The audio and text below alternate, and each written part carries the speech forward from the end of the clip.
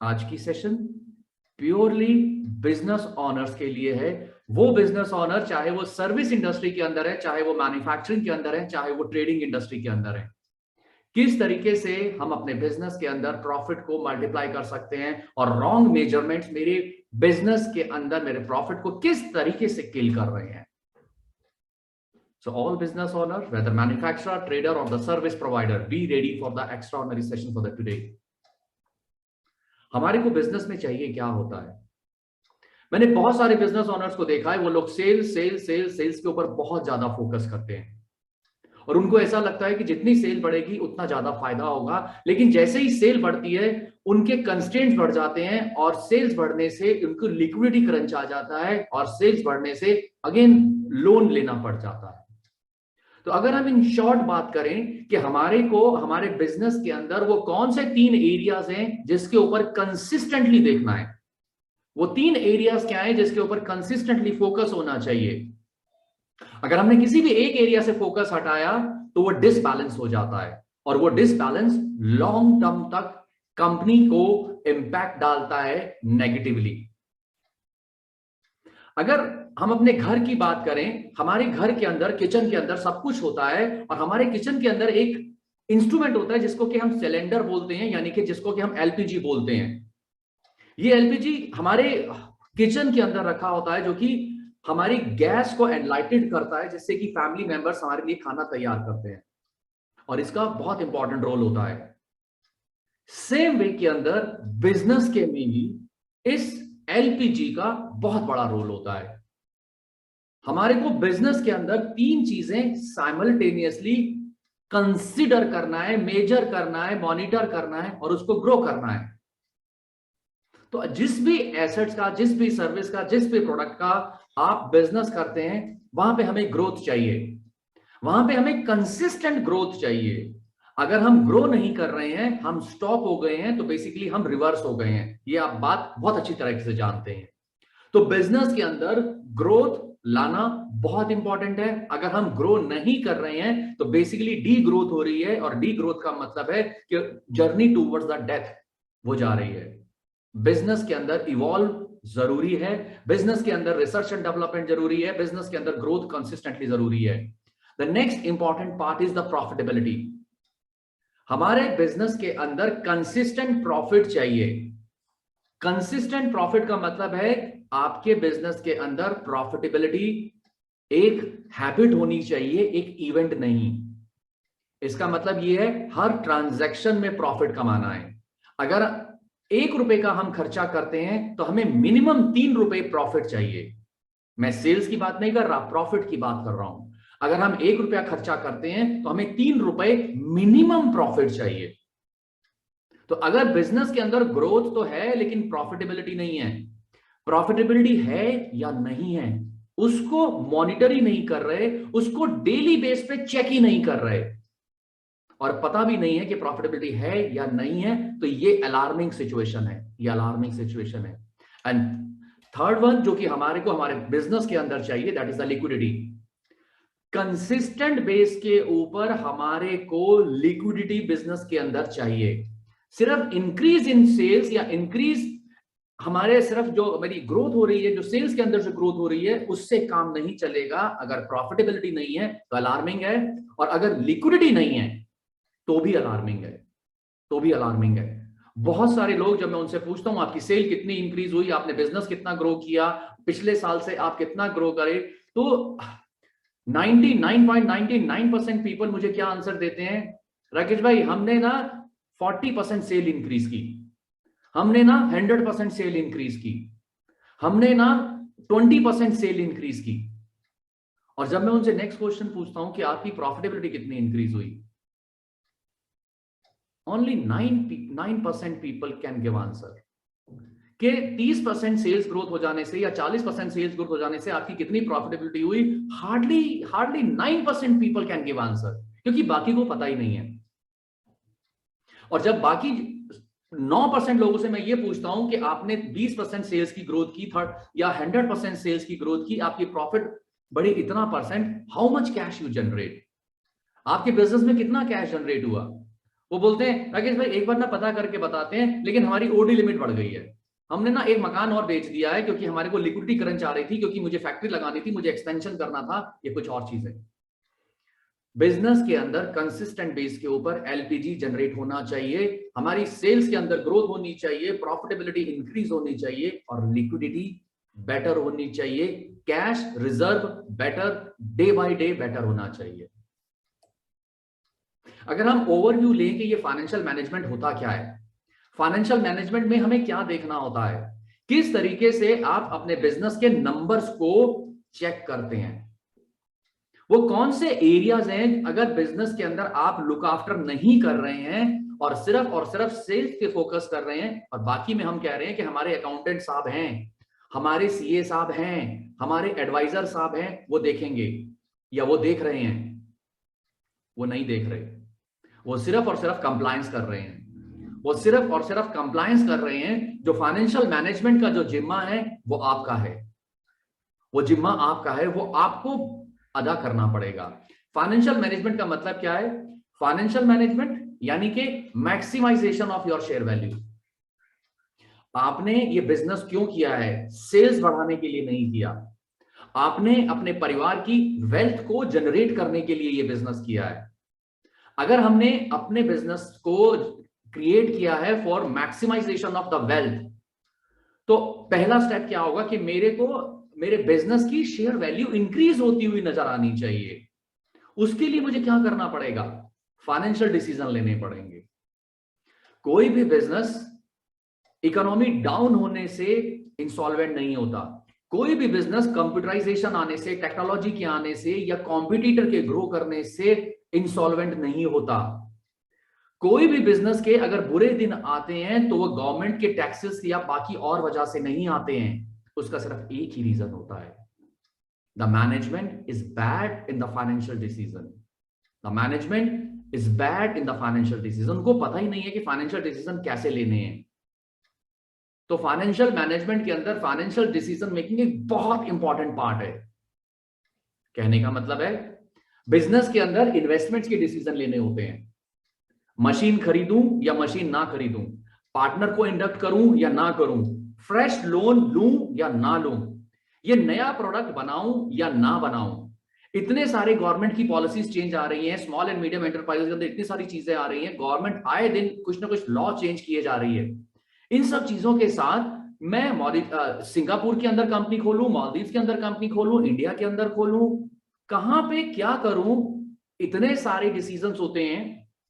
Investment decision, जहां पर कि हमारे को फाइनेंशियल डिसीजन लेने होते हैं, हम किसी और के ऊपर डिपेंडेंट होते हैं, किसी और के ऊपर डिपेंडेंट होते हैं क्योंकि अपने को आता ही नहीं है और अपने को डर लगता है।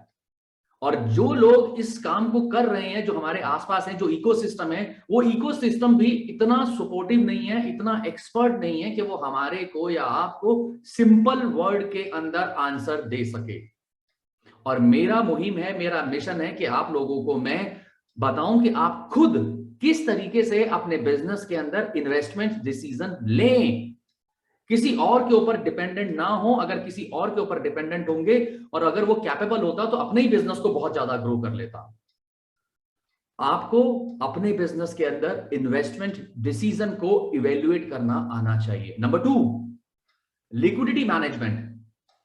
आपको बिजनेस के अंदर बहुत ही सिंपल वे के अंदर लिक्विडिटी मैनेजमेंट आना चाहिए कि किस तरीके से इसकी मैनेजमेंट की जाती है। नंबर 3, बहुत सारे फाइनेंसिंग डिसीजन लेने होते हैं।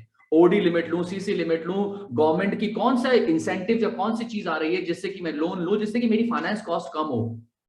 बिजनेस के अंदर बहुत सारी नॉन परफॉर्मिंग एसेट्स हैं, बहुत सारी प्रॉपर्टियां खरीद खरीद के रखी हुई हैं और वेट कर रहे हैं कि उसका रेट बढ़ेगा, उसका रेट बढ़ेगा, और बिजनेस लोन के ऊपर चल रहा है। बिजनेस के अंदर रिसर्च एंड डेवलपमेंट के ऊपर खर्चे के नाम पे कुछ नहीं कर रहे हैं, अपनी नॉन परफॉर्मिंग एसेट्स को बढ़ाते जा रहे हैं और परफॉर्मिंग एसेट्स को कम करते जा रहे हैं और अपने बिजनेस के ऊपर लोड बढ़ाते जा रहे हैं।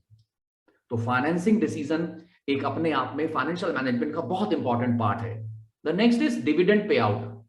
डिविडेंड पे आउट का मतलब है कि भाई साहब, आपने अपनी जिंदगी की सारी पूंजी बिजनेस में लगा दी, आपने अपना सारा समय बिजनेस में लगा दिया, आपके बिजनेस से आपको क्या आरओआई आ रहा है, रिटर्न ऑन इन्वेस्टमेंट कितना आ रहा है, जितना समय और पैसा जो आपने बिजनेस के अंदर लगाया है उससे फार बेटर तो उसकी अपॉर्चुनिटी कॉस्ट है अगर हम उस पैसे को बाहर कहीं लिक्विड मार्केट में लगा दें, कहीं स्टॉक मार्केट में लगा दें, कहीं म्यूचुअल फंड में लगा दें, कहीं सिप में लगा दें।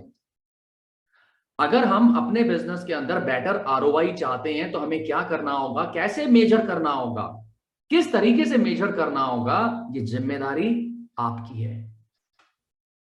सिर्फ सेल्स नहीं बढ़ानी, सिर्फ सेल्स नहीं बढ़ानी, सेल्स के साथ साथ आपको प्रॉफिटेबिलिटी चाहिए, आपको लिक्विडिटी चाहिए, आपको फाइनेंशियल फ्रीडम चाहिए।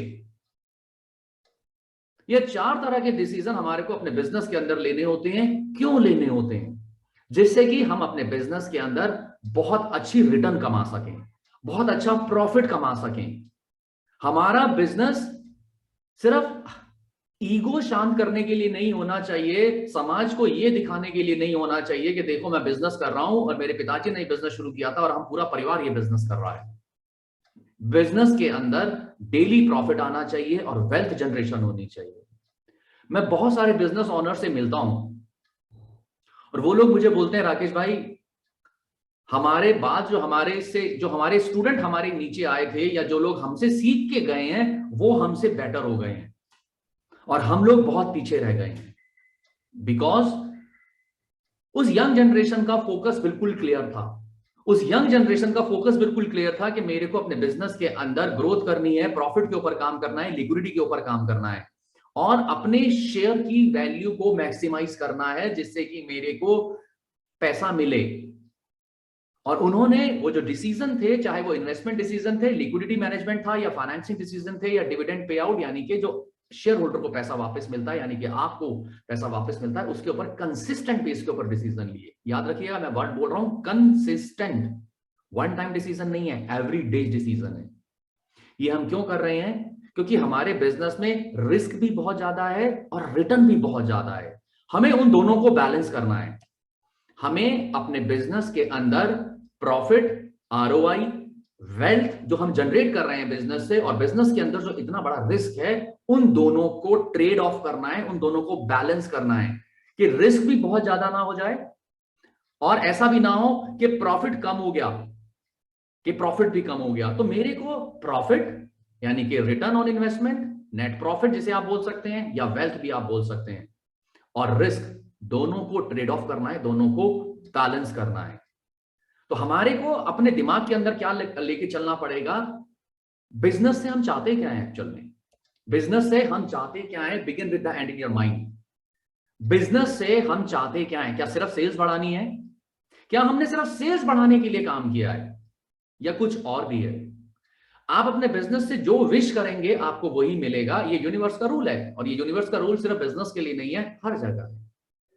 लेकिन अगर हमारे को क्लैरिटी नहीं है कि हमें चाहिए क्या, हमें बिजनेस से क्या चाहिए और उसकी हमने मतलब उसको ना पेपर्स पे लिखा ही नहीं है, उसको हमने कुछ दिखाया ही नहीं है, यूनिवर्स को भी नहीं दिखाया, अपने बोर्ड ऑफ मेंबर्स को भी नहीं दिखाया, अपने फैमिली मेंबर्स को भी नहीं दिखाया कि भाई हम बिजनेस कर क्यों रहे हैं।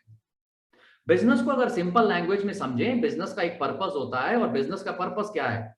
अगर हम फाइनेंशियल और इकोनॉमिकल पूछें तो भाई पैसा कमाना है, पैसा कमाना है, इतना समय लगा है उसका रिटर्न चाहिए, नंबर 1। नंबर 2, हमारे को रिलेटेड रिस्क कम करना है। नंबर 3, हमारे को अपनी शेयर्स की यानी कि इन्वेस्टमेंट की जो वैल्यू है उसको इंक्रीज करना है। 90% बिजनेस ओनर बिजनेस क्यों करते हैं, अब मैं नेक्स्ट क्लिक में आपको दिखाता हूं। उनका रिटर्न से कोई लेना देना नहीं है, बस बैलेंस शीट जब साल के एंड में बने तो बस प्रॉफिट आना चाहिए, बैंक में थोड़ा बहुत पैसा होना चाहिए, बस उसी से खुश हैं। मैक्सिमम पीपल बिजनेस क्यों कर रहे हैं? Reason is social emotional. Social emotional connect है उनका बिजनेस के साथ।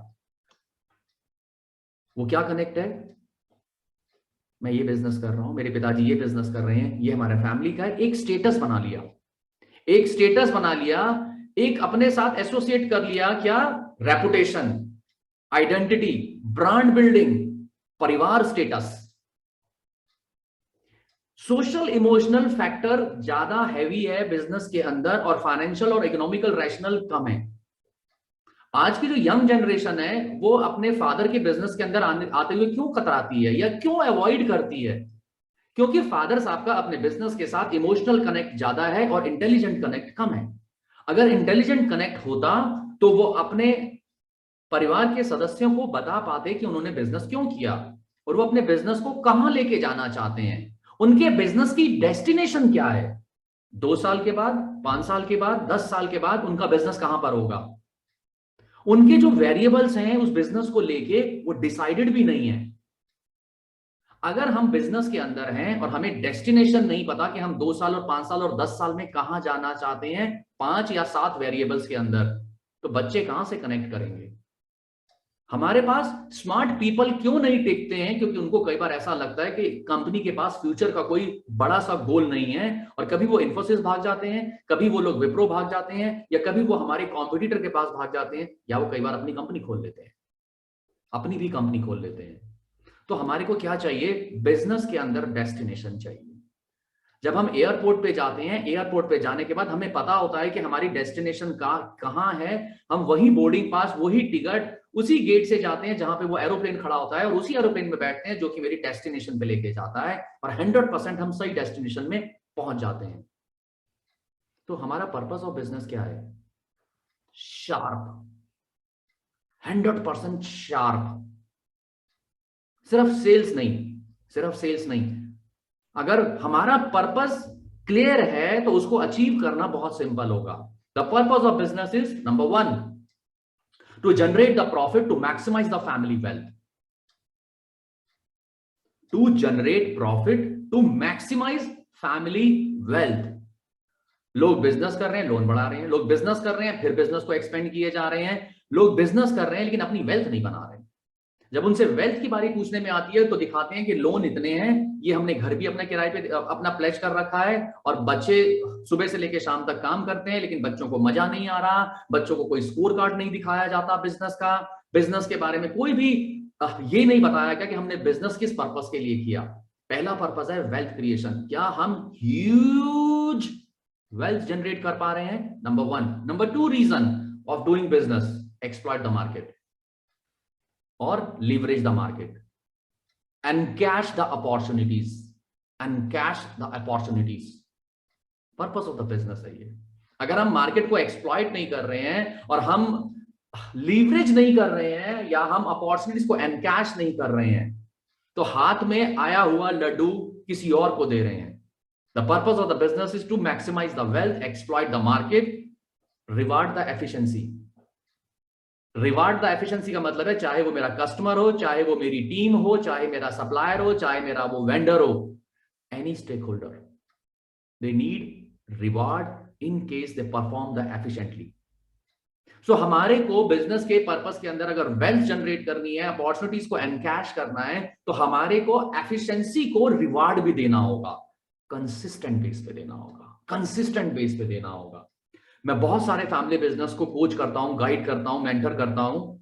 वहां पे सबसे बड़ी टसल क्या चलती है? जो सीनियर फैमिली मेंबर्स हैं वो नेक्स्ट जनरेशन को सैलरी के अलावा कुछ और देने के लिए एग्री नहीं होते। यंग जनरेशन कहती है सैलरी के अलावा हमारे को रिवार्ड दिया जाए, इंसेंटिव दिए जाएं, और जो हमारे की पर्संस हैं उनको भी इंसेंटिव और रिवार्ड दिए जाएं, जिससे कि कंपनी के अंदर जो लोग अच्छे परफॉर्म कर रहे हैं और बेटर परफॉर्म करें, और जो लोग परफॉर्म नहीं कर रहे हैं उनको एक इंसेंटिव नजर आए, if they perform they will get the reward. इसको बोला जाता है मैनेजमेंट की लैंग्वेज के अंदर फिक्स्ड और वेरिएबल पे आउट। फिक्स्ड और वेरिएबल पे आउट, ये हमारे को रिवार्ड एफिशिएंसी करनी है। The next is develop the organisational capacity. Consistent base के ऊपर इसके ऊपर काम करना है कि हमारे को अपनी ऑर्गेनाइजेशनल कैपेसिटी को डेवलप करना है। अगर जो मेरे की पर्संस हैं वो मेरे पुराने हो गए हैं, वो पिताजी के जमाने के हैं, अगले 2 साल 3 साल के अंदर उनकी रिप्लेसमेंट चाहिए, उनकी सक्सेशन प्लानिंग चाहिए, वो लोग क्या काम करते हैं, कैसे काम करते हैं, उन सबको पास ऑन करना है नेक्स्ट जनरेशन को। हमारे को अपनी ऑर्गेनाइजेशनल कैपेसिटी को डेवलप करते जाना है और डेवलप करते जाना है और डेवलप करते जाना है, and build the share holder value. अगर वो 10 रुपए का शेयर था आज वो 4000 का होना चाहिए, आज वो 50 रुपए का, कल वो 50 रुपए का शेयर था तो वो इंक्रीज होना चाहिए। The purpose of the business is to generate wealth. to build the shareholders value and to grow your legacy to the next year. आपके बच्चे आपके बिजनेस के अंदर आने चाहिए और वो आपको गले लगा के बोलें कि पापा I will join this business और मैं इस मिशन को आगे लेके जाना चाहता हूं। आपके द्वारा या पिताजी के द्वारा या दादाजी के द्वारा बनाए हुए बिजनेस को मैं आगे लेके जाना चाहता हूं। वो प्लेटफॉर्म, वो लीगेसी आपको क्रिएट करके देनी होगी जिससे कि वो लोग उसको कैरी फॉरवर्ड करें और एक समय के बाद अपने को एग्जिट भी करना है। What is this? हमने अपना डेस्टिनेशन क्लियर करना है बिजनेस में। हमें बैलेंस शीट नहीं देखनी भाई, बैलेंस शीट तो एक छोटा सा पार्ट है, प्रॉफिट एंड लॉस अकाउंट एक छोटा सा पार्ट है। आप क्रिएटर हैं। अगर आप क्रिएटर हैं तो आपको पता होना चाहिए कि आपके बिजनेस की डेस्टिनेशन क्या है, कहां पे लेके जाना चाहते हैं।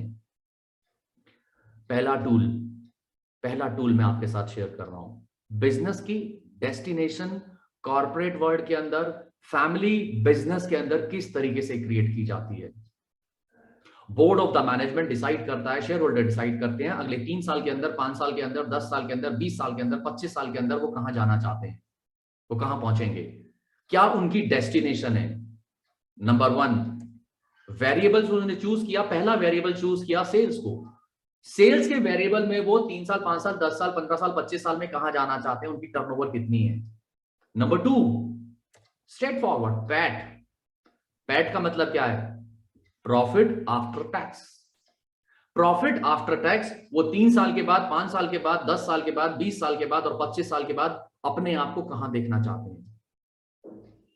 और यूनिवर्स इतना हम्बल है ना, आप जो लिखते हैं, आप जो मांगते हैं, वो अपने आप करता है, वो अपने आप करके देता है हमारे को। तो हमने सेल्स के बाद सीधा क्या लिखा? पैट लिखा कि प्रॉफिट आफ्टर टैक्स हमें चाहिए कितना, किस किस साल में कितना कितना चाहिए। नेक्स्ट कैश रिजर्व कितना चाहिए। भाई 3 साल में आप कितनी वेल्थ चाहते हैं कि आपके पास अलग से पड़ी हो। 5 साल में आप कितने साल में चाहते हैं। 10 साल में आपके पास कितना कैश रिजर्व होना चाहिए जो कि आपने पैसिव इनकम के अंदर इन्वेस्ट किया हुआ है। अगर हम बिजनेस की अपनी डेस्टिनेशन ही तैयार नहीं कर रहे और हम डेली गड्ढा खोद रहे हैं, डेली अपना टिफिन उठाते हैं और ऑफिस पहुंच जाते हैं और वहां पे जाके कभी सेल्स कर रहे हैं, कभी ऑपरेशन कर रहे हैं, कभी कलेक्शन कर रहे हैं, इन सब चीजों में लगे हुए हैं और लगे हुए हैं अलग अलग ट्रेनिंग्स को करने में और बिजनेस की डेस्टिनेशन को डिफाइन नहीं कर रहे हैं। तो कैश रिजर्व आपको किस किस साल में कितना कितना चाहिए वो आपने मेंशन करना है। This is the business destination. Next one valuation. आप 3 साल, 5 साल, 10 साल, 15 साल, 20 साल में अपनी कंपनी को कहां देखना चाहते हैं, कितने सीआर की वैल्यूएशन में देखना चाहते हैं, कितने 100 करोड़ की या कितने 1000 करोड़ की कंपनी को देखना चाहते हैं। वैल्यूएशन का गेम आपको डिक्लेयर करना होगा। मर्जर एंड एक्विजिशन, क्या आपके माइंड में है कि 2 साल, 5 साल, 10 साल के बाद मेरे 4-5 बच्चे हैं या 2 बच्चे हैं, इनका जो अलग अलग कंपनीज हैं उसको मैं मर्ज कर दूंगा या डीमर्ज करूंगा या इनको अलग अलग करके दूंगा, या मैं बिजनेस से कब एग्जिट करूंगा और वो साल कौन सा होगा जब मैं ये चीजें करूंगा। तो मर्जर और एक्विजिशन किस समय ये करूंगा, मैं अपनी कंपनी का आईपीओ लेके आना चाहता हूं या एंजल इन्वेस्टर की एंट्री करना चाहता हूं, 10 साल के बाद या 20 साल के बाद या 25 साल के बाद, कब चाहते हैं। बिजनेस से एग्जिट कब करना चाहेंगे, बिजनेस से एग्जिट इज्जत से लेना चाहेंगे या बिजनेस से एग्जिट बच्चों के फोर्सफुल करने के बाद लेना चाहेंगे। हमें बिजनेस से एग्जिट बहुत ही ग्रेसफुली लेना चाहिए और अपने हाथ में बहुत सारा पैसा लेके करना चाहिए। एग्जिट की स्ट्रेटजी डिफाइन करनी चाहिए और ईयर डिफाइन होना चाहिए कि इस साल के बाद मैं बिजनेस के अंदर काम नहीं करूंगा या 2 घंटे काम करूंगा। वो कौन सा साल है जिससे कि आपने यूनिवर्स को डिक्लेयर किया हुआ है, आपकी बिजनेस की डेस्टिनेशन के अंदर वो लिखा हुआ होना चाहिए। आप बिजनेस अपने बच्चों को गिफ्ट करेंगे, आप अपना बिजनेस बच्चों को सेल करेंगे, आप अपना बिजनेस किसी एक्सटर्नल पार्टी को सेल आउट करेंगे या अपने बिजनेस को सड़ने देंगे। क्यों? क्योंकि यहां पे कोई भी पर्सन अमर नहीं है। अगर आप और मैं इस बिजनेस को देख रहे हैं तो एक दिन तो हमने जाना ही है। तो क्यों नहीं हम अपने बिजनेस के अंदर अपना एग्जिट प्लान डिसाइड कर लें, उसका सेल प्लान डिस्कस कर लें, जिससे कि हम अपने बिजनेस को बेटर हाथों में दे सकें। जिस बिजनेस को हमने 30 साल, 40 साल, 50 साल क्रिएट किया है उसको अच्छे तरीके से अपने बच्चों के हाथों में दे सकें, प्रॉपर सक्सेशन प्लानिंग के द्वारा। इकॉस्ट एक बहुत बड़ा ब्रांड है, उनके मालिक हैं अंकुर होरा। बिजनेस डेस्टिनेशन का जब उनके साथ सेशन आज से 4 साल पहले जब मैंने उनके साथ ये डिस्कस किया, उन्होंने बोला राकेश भाई हम तो सिर्फ सेल्स बढ़ाने पे लगे हुए हैं, और सेल्स बढ़ाते बढ़ाते मैन्युफैक्चरिंग के अंदर ऐसा हो गया कि मन नहीं करता बिजनेस के अंदर। इतने सारी प्रॉब्लम्स हैं, इतने सारी प्रॉब्लम्स हैं, उस प्रॉब्लम में ही झूलते रह जाते हैं। जितना ऑपरेशन को बेटर करते हैं उतना और ज्यादा चैलेंज हो जाता है जैसे जैसे ग्रो करते हैं। जब उनको बिजनेस डेस्टिनेशन के बारे में बताया गया और आज का सेशन उनको जब दिखाया गया आज से 4 साल पहले, लाइफ टर्न हो गई, बिजनेस के अंदर इंटरेस्ट डेवलप हो गया और उन्होंने बिजनेस का डेस्टिनेशन का गेम क्रिएट कर लिया। जहां बिजनेस 15% या 20% पे ग्रो करता था, अब वहां पर 60% और 80% पे ग्रो करता है। वहां पे सेल्स में भी ग्रोथ है, प्रॉफिट में भी ग्रोथ है और कैश में भी ग्रोथ है।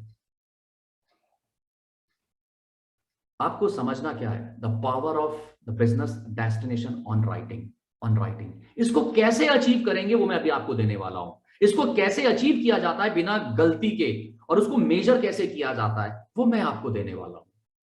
लेकिन अगर हमारा कोई विजन ही नहीं है बिजनेस को लेके, बिजनेस की डेस्टिनेशन ही क्लियर नहीं है, तो बेसिकली कहीं भी नहीं पहुंच पाएंगे, कहीं भी नहीं पहुंच पाएंगे। मैंने ये जो आपके सामने 6 या 7 8 वेरिएबल लिखे, ये आपके केस में वेरिएबल कोई और हो सकते हैं। सेल्स की जगह आपको कुछ और वेरिएबल हो सकता है, बिजनेस एग्जिट की जगह आपका कोई और वेरिएबल हो सकता है। लेकिन प्लीज, अगर आपकी बिजनेस के डेस्टिनेशन नहीं है, माइलस्टोन्स नहीं है, तो कहीं भी नहीं पहुंचेंगे। सिर्फ और सिर्फ ऑपरेशन के अंदर और डे टू डे भसूड़ियों के अंदर घूमते रह जाएंगे, घूमते रह जाएंगे और घूमते रह जाएंगे। इस बिजनेस की डेस्टिनेशन को जब आप अचीव कर लेंगे, जब आप क्रिएट कर लेंगे, तो नेक्स्ट क्वेश्चन आएगा, who is pilot of your company. The next question is, भाई साहब सपने तो हमने बड़े बड़े लिए, विजन बोर्ड तो हमने बहुत बड़ा बनाया, जिंदगी में करना तो बहुत कुछ चाहते हैं, लेकिन राकेश शर्मा क्वेश्चन आपसे पूछ रहा है, सॉरी बिजनेस सेल्स के बाद इसके अंदर है number of customers. Number of customers आप कितने और क्रिएट करना चाहते हैं, या कौन सा प्रोडक्ट लाइन के ऊपर हम काम करना चाहते हैं 3 साल 5 साल 10 साल या 15 साल के बाद। तो ये जो वेरिएबल्स हैं ये आपने डिसाइड करने हैं, किस लिए, अपने बिजनेस के डेस्टिनेशन को डिसाइड करने के लिए। एक एरोप्लेन को चलाने के लिए अगर पायलट चाहिए होता है, आपके बिजनेस को चलाने के लिए आपका पायलट कौन है? आप खुद हैं क्या? आप खुद हैं क्या? नहीं, आपने तो अपने फैमिली के मेंबर्स को डायरेक्टर बनाया हुआ है, और यहां पे सीईओज भी हैं, और बट यही फैमिली मेंबर आपके सीईओज हैं, और कुछ हेड ऑफ द डिपार्टमेंट्स हैं और टीम्स हैं। ये स्ट्रक्चर चल रहा है, ये स्ट्रक्चर चल रहा है। इन स्ट्रक्चर्स के हाथों में आपने अपने बिजनेस का पायलट, यानी कि आपने उनको बिजनेस का पायलट बनाया हुआ है। आपने ऑटो सिस्टम तो क्रिएट कर लिया, ऑटो पायलट तो आपने बना लिया, आपने अपने बिजनेस के अंदर बहुत सारे चेकलिस्ट और फ्लो चार्ट और बहुत सारी चीजें क्रिएट कर ली ऑपरेशंस में। लेकिन अब हमारे बिजनेस को भाई पायलट कौन चला रहा है? वो जो फैमिली मेंबर्स हैं, जो हमारे ही बच्चे हैं, जिनकी कैपेबिलिटी है या नहीं है, लेकिन हमने उन्हीं के हाथ में कमांड दे रखी है, और बिजनेस बहुत ज्यादा चैलेंजिंग हो रखा है। बिजनेस बहुत ज्यादा चैलेंजेस हो रखा है। बिजनेस चैलेंजेस हो रखा है मतलब क्यों? तो क्या ये जो हमारा ट्रैक चल रहा है कि हमने इतनी हाई टेक्नोलॉजी अपने अपने हाथ में रखी हुई है, या अपने सीईओज या डायरेक्टर्स के हाथ में रखी हुई है जो फैमिली मेंबर्स हैं, या एचओडीज के पार्ट पे है, और बिजनेस क्या है? ड्रास्टिकली चेंज हो रहा है। बिजनेस क्या है? बहुत सारी इवॉल्वमेंट हो रही है। बिजनेस क्या है? कंपटीशन बहुत ज्यादा बढ़ रहा है। बिजनेस क्या है? समझ में ही नहीं आ रहा डायरेक्शन कहां जा रही है। तो क्या ये ऑनर, ये सीईओ, ये फैमिली के जो डायरेक्टर्स हैं या एचओडीज हैं, are they sufficient? Are they sufficient? क्या हमारे बिजनेस की जो पायलट वाली कमांड है, वो हमारे जो डायरेक्टर्स हैं या जो हमारे फैमिली मेंबर्स हैं, ये जो हमारी टीम है, क्या वो इसको आगे लेके जा पाएगी? हमारे बोर्ड ऑफ डायरेक्टर्स कैसे हैं? इस समय बिजनेस के अंदर क्या चाहिए भाई साहब? इस समय बिजनेस के अंदर आपसे डिमांड कर रहा है, the pace of the change in the business is faster than ever before. इस समय जो स्पीड है वो चेंज इन बिजनेस की, वो बहुत ज्यादा है, वो बहुत ज्यादा है। ऐसा नहीं है कि हम सैटरडे और संडे जाके या सुबह 4 बजे उठ के और रात के 12 बजे तक काम करते रहेंगे कि हम उस पेस को अचीव कर लेंगे। ऐसा नहीं है भाई, ऐसा नहीं है। The pace of the change in the business is faster than the ever before. तो क्या करना पड़ेगा हमें, क्या करना पड़ेगा, क्या करना चाहिए? What is the right measurement, what is the right action? Now is the good time to take a fresh look at your board की प्रोसेस। अपने बोर्ड के जरा प्रोसेस को देखिए, ओवरसी द स्ट्रैटेजी, कैसे स्ट्रैटेजी वहां पे बन रही है।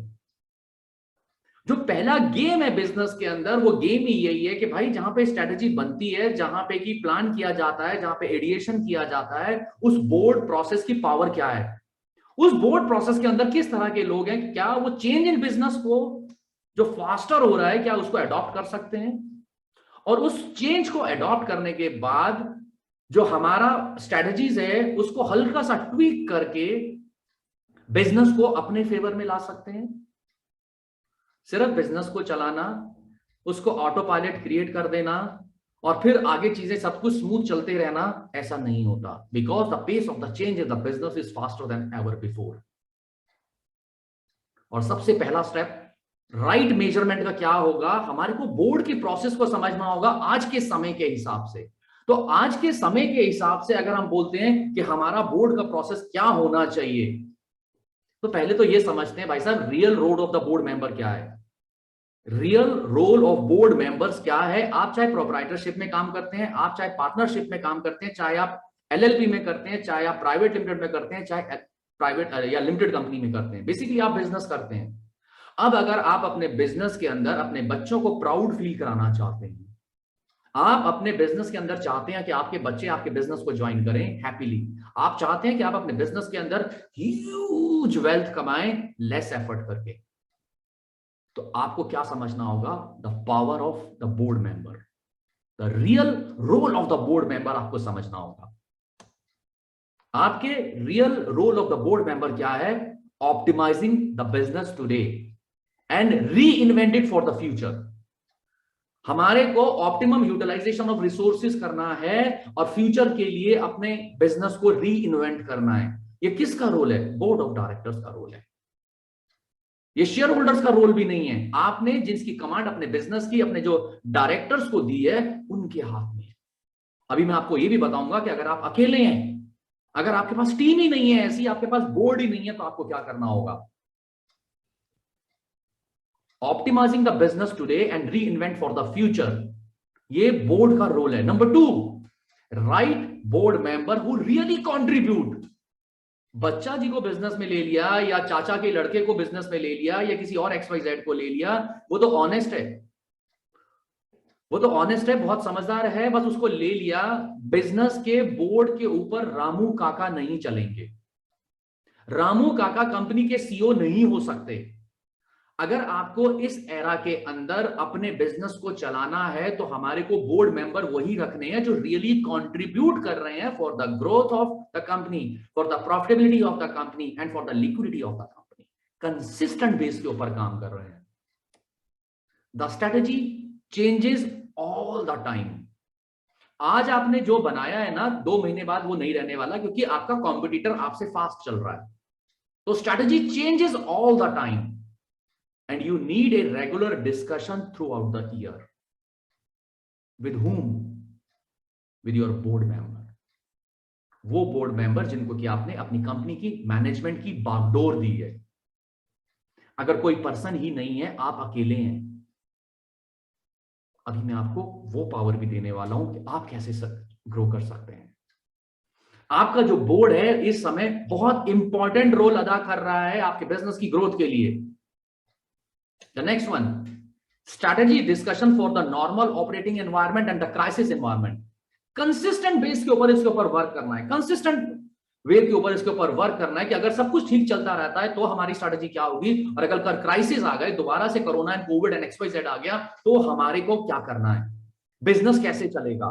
ऐसा ना हो कि सिचुएशन ज्यादा बड़ी हो जाए और हमारे रिसोर्सेज छोटे हो जाए।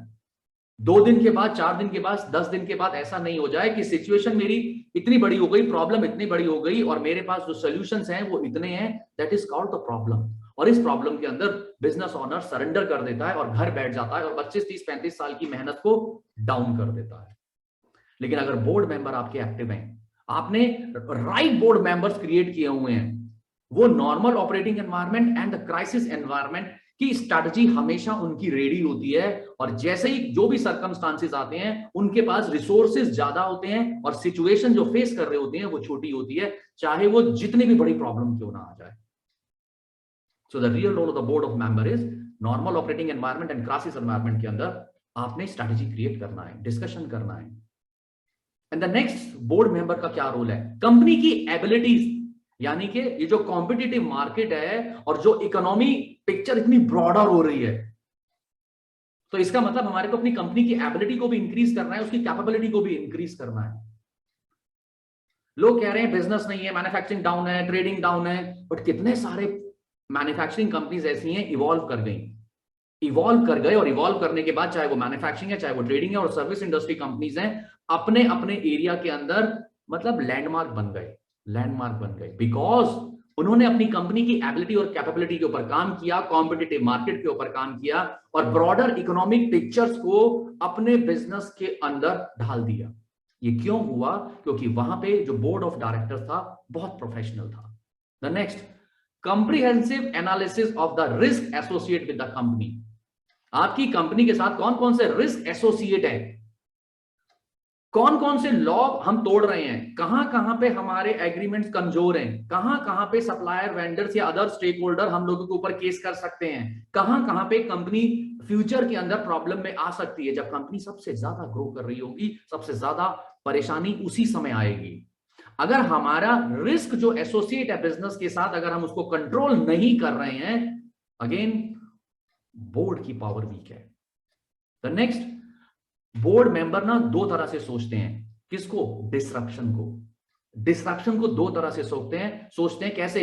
How could we be disrupted, मतलब हमारा कॉम्पिटिटर हमें आउट कैसे कर सकता है, और दूसरा हम कैसे अपने कॉम्पिटिटर को आउट कर सकते हैं। मतलब दोनों तरफ से सोचना है।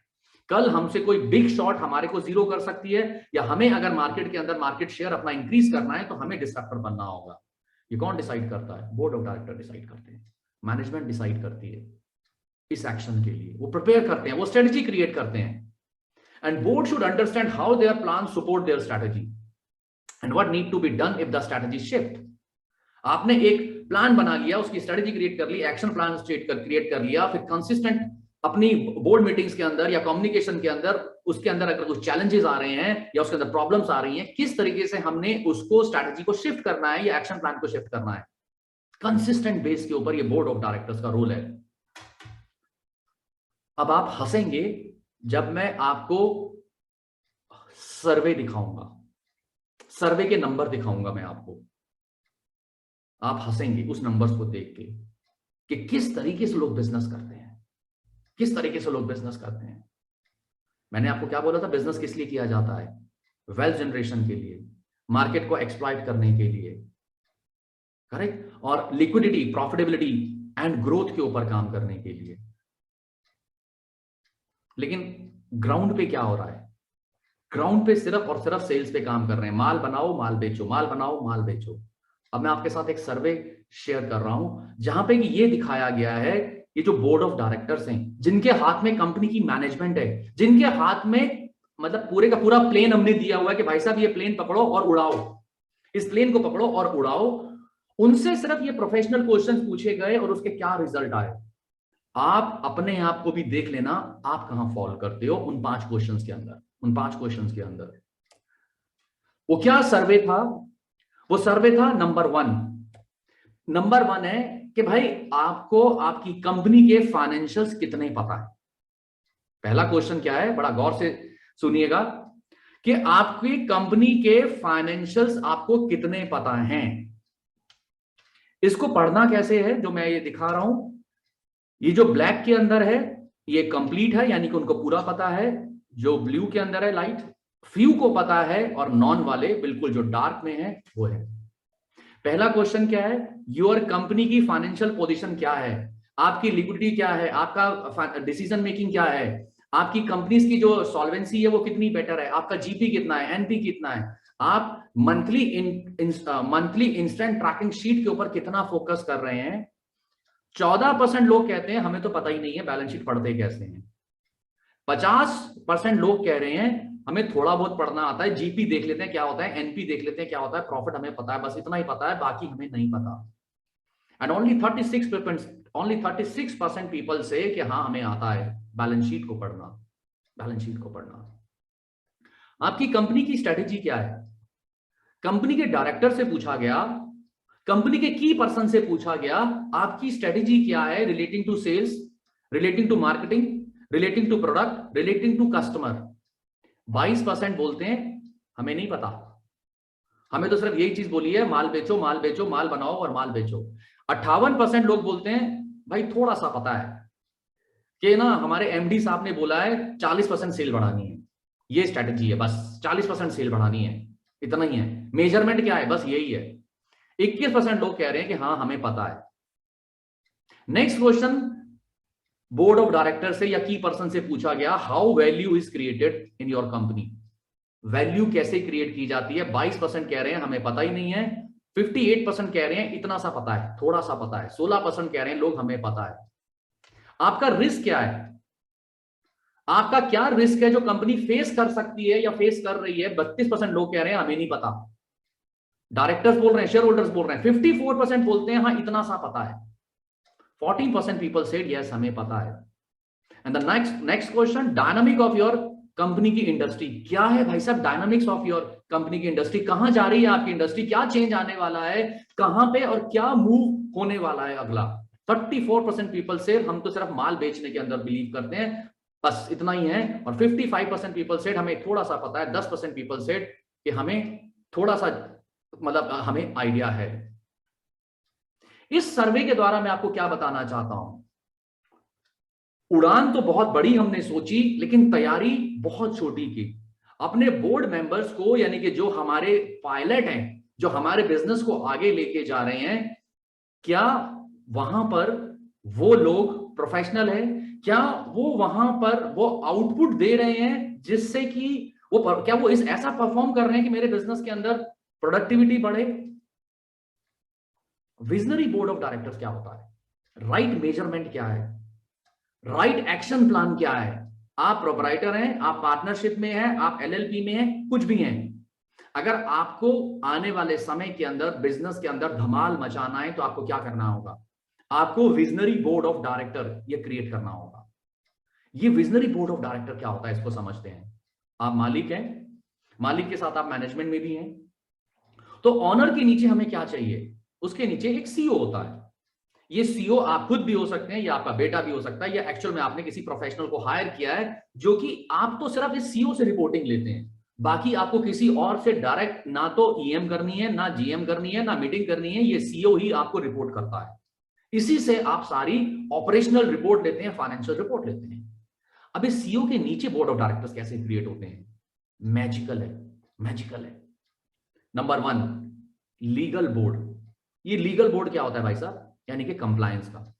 आपने एलएलपी बनाई, आपने प्राइवेट लिमिटेड कंपनी बनाई, तो हमारे को 2 डायरेक्टर्स चाहिए, 2 डेजिग्नेटेड पार्टनर चाहिए, तो हमने अपना नाम दे दिया, अपनी वाइफ का नाम दे दिया, या अपने भाई का नाम दे दिया, या अपनी फैमिली, अपने किसी टीम मेंबर का भी हो सकता है। इसका काम क्या है? कि भाई लीगल बोर्ड है, बस कंप्लायंस के लिए। भाइयों के साथ बिजनेस किया या बेटे के साथ बिजनेस शुरू किया, उसका नाम डाल दिया और वो डायरेक्टर्स है, भाई वो नाम के लिए है, बस पहली चीज ये मान लो। It is a legal board जो चाहिए, जिसका कि कोई रोल नहीं है।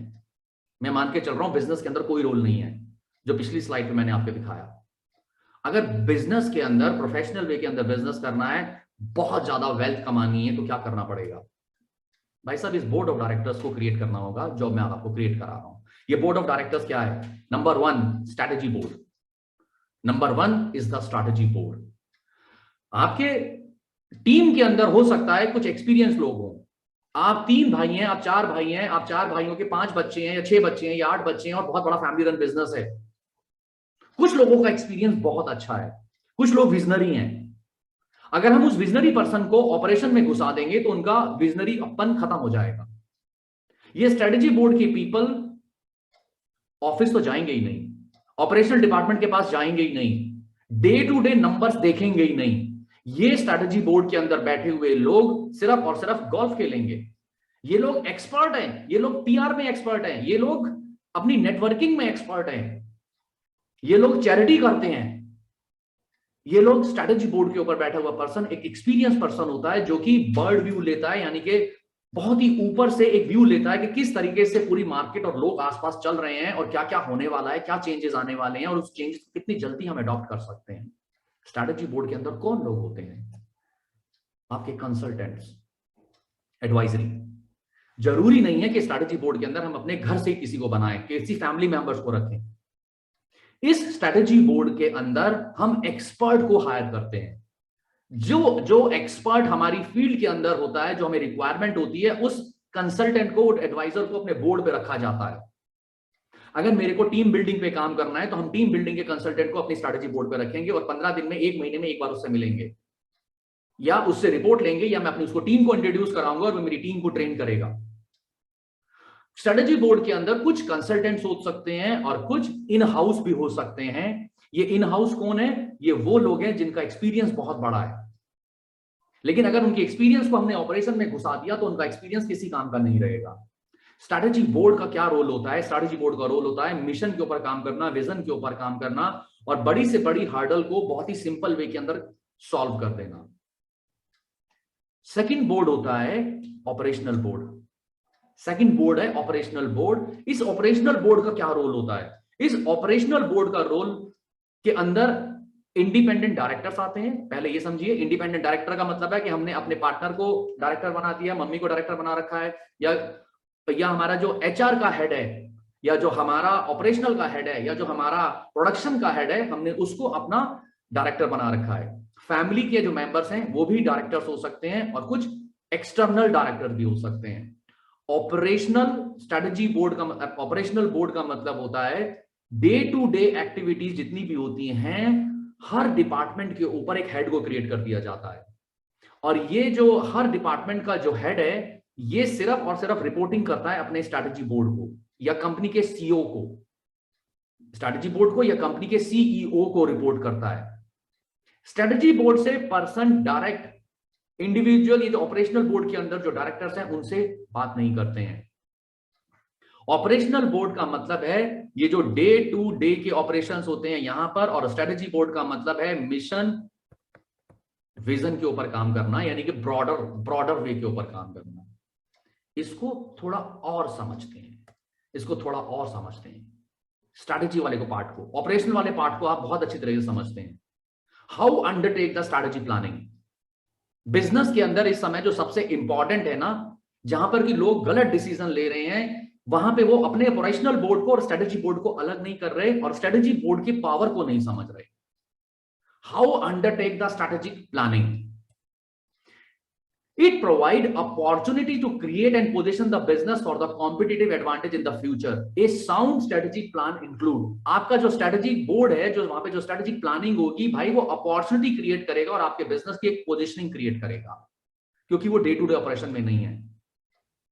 और वो किस तरह से करेगा? It is important for the business to achieve, define in the measurable and objective terms. अभी मैं आपको example दिखाऊंगा इसका, अभी मैं आपको example दिखाऊंगा कि किस तरीके से कॉर्पोरेट वर्ल्ड स्ट्रेटजी बोर्ड को यूज करके अपनी स्ट्रेटजी बनाता है और फिर उसको वो हैंड ओवर करता है अपने ऑपरेशनल बोर्ड को, और बिजनेस बहुत बढ़िया तरीके से चलता है, बहुत बढ़िया तरीके से चलता है। आपकी टर्नओवर चाहे 10 करोड़ है या 1000 करोड़ है, आपका बिजनेस का प्लान ऐसे ही चलेगा आने वाले समय के अंदर। स्ट्रैटेजी प्लानिंग के अंदर डिफाइन किया जाता है, मेजरेबल ऑब्जेक्ट दिए जाते हैं और बताया जाता है what is important for the business to achieve. Anticipate किया जाता है प्रॉब्लम्स को कि कौन सी प्रॉब्लम्स हैं और उसके लिए पॉजिटिव स्टेप्स क्या हैं और क्या हमारे को कमिटमेंट बिल्ड करना है और कॉमन पर्पस के साथ आगे चलना है।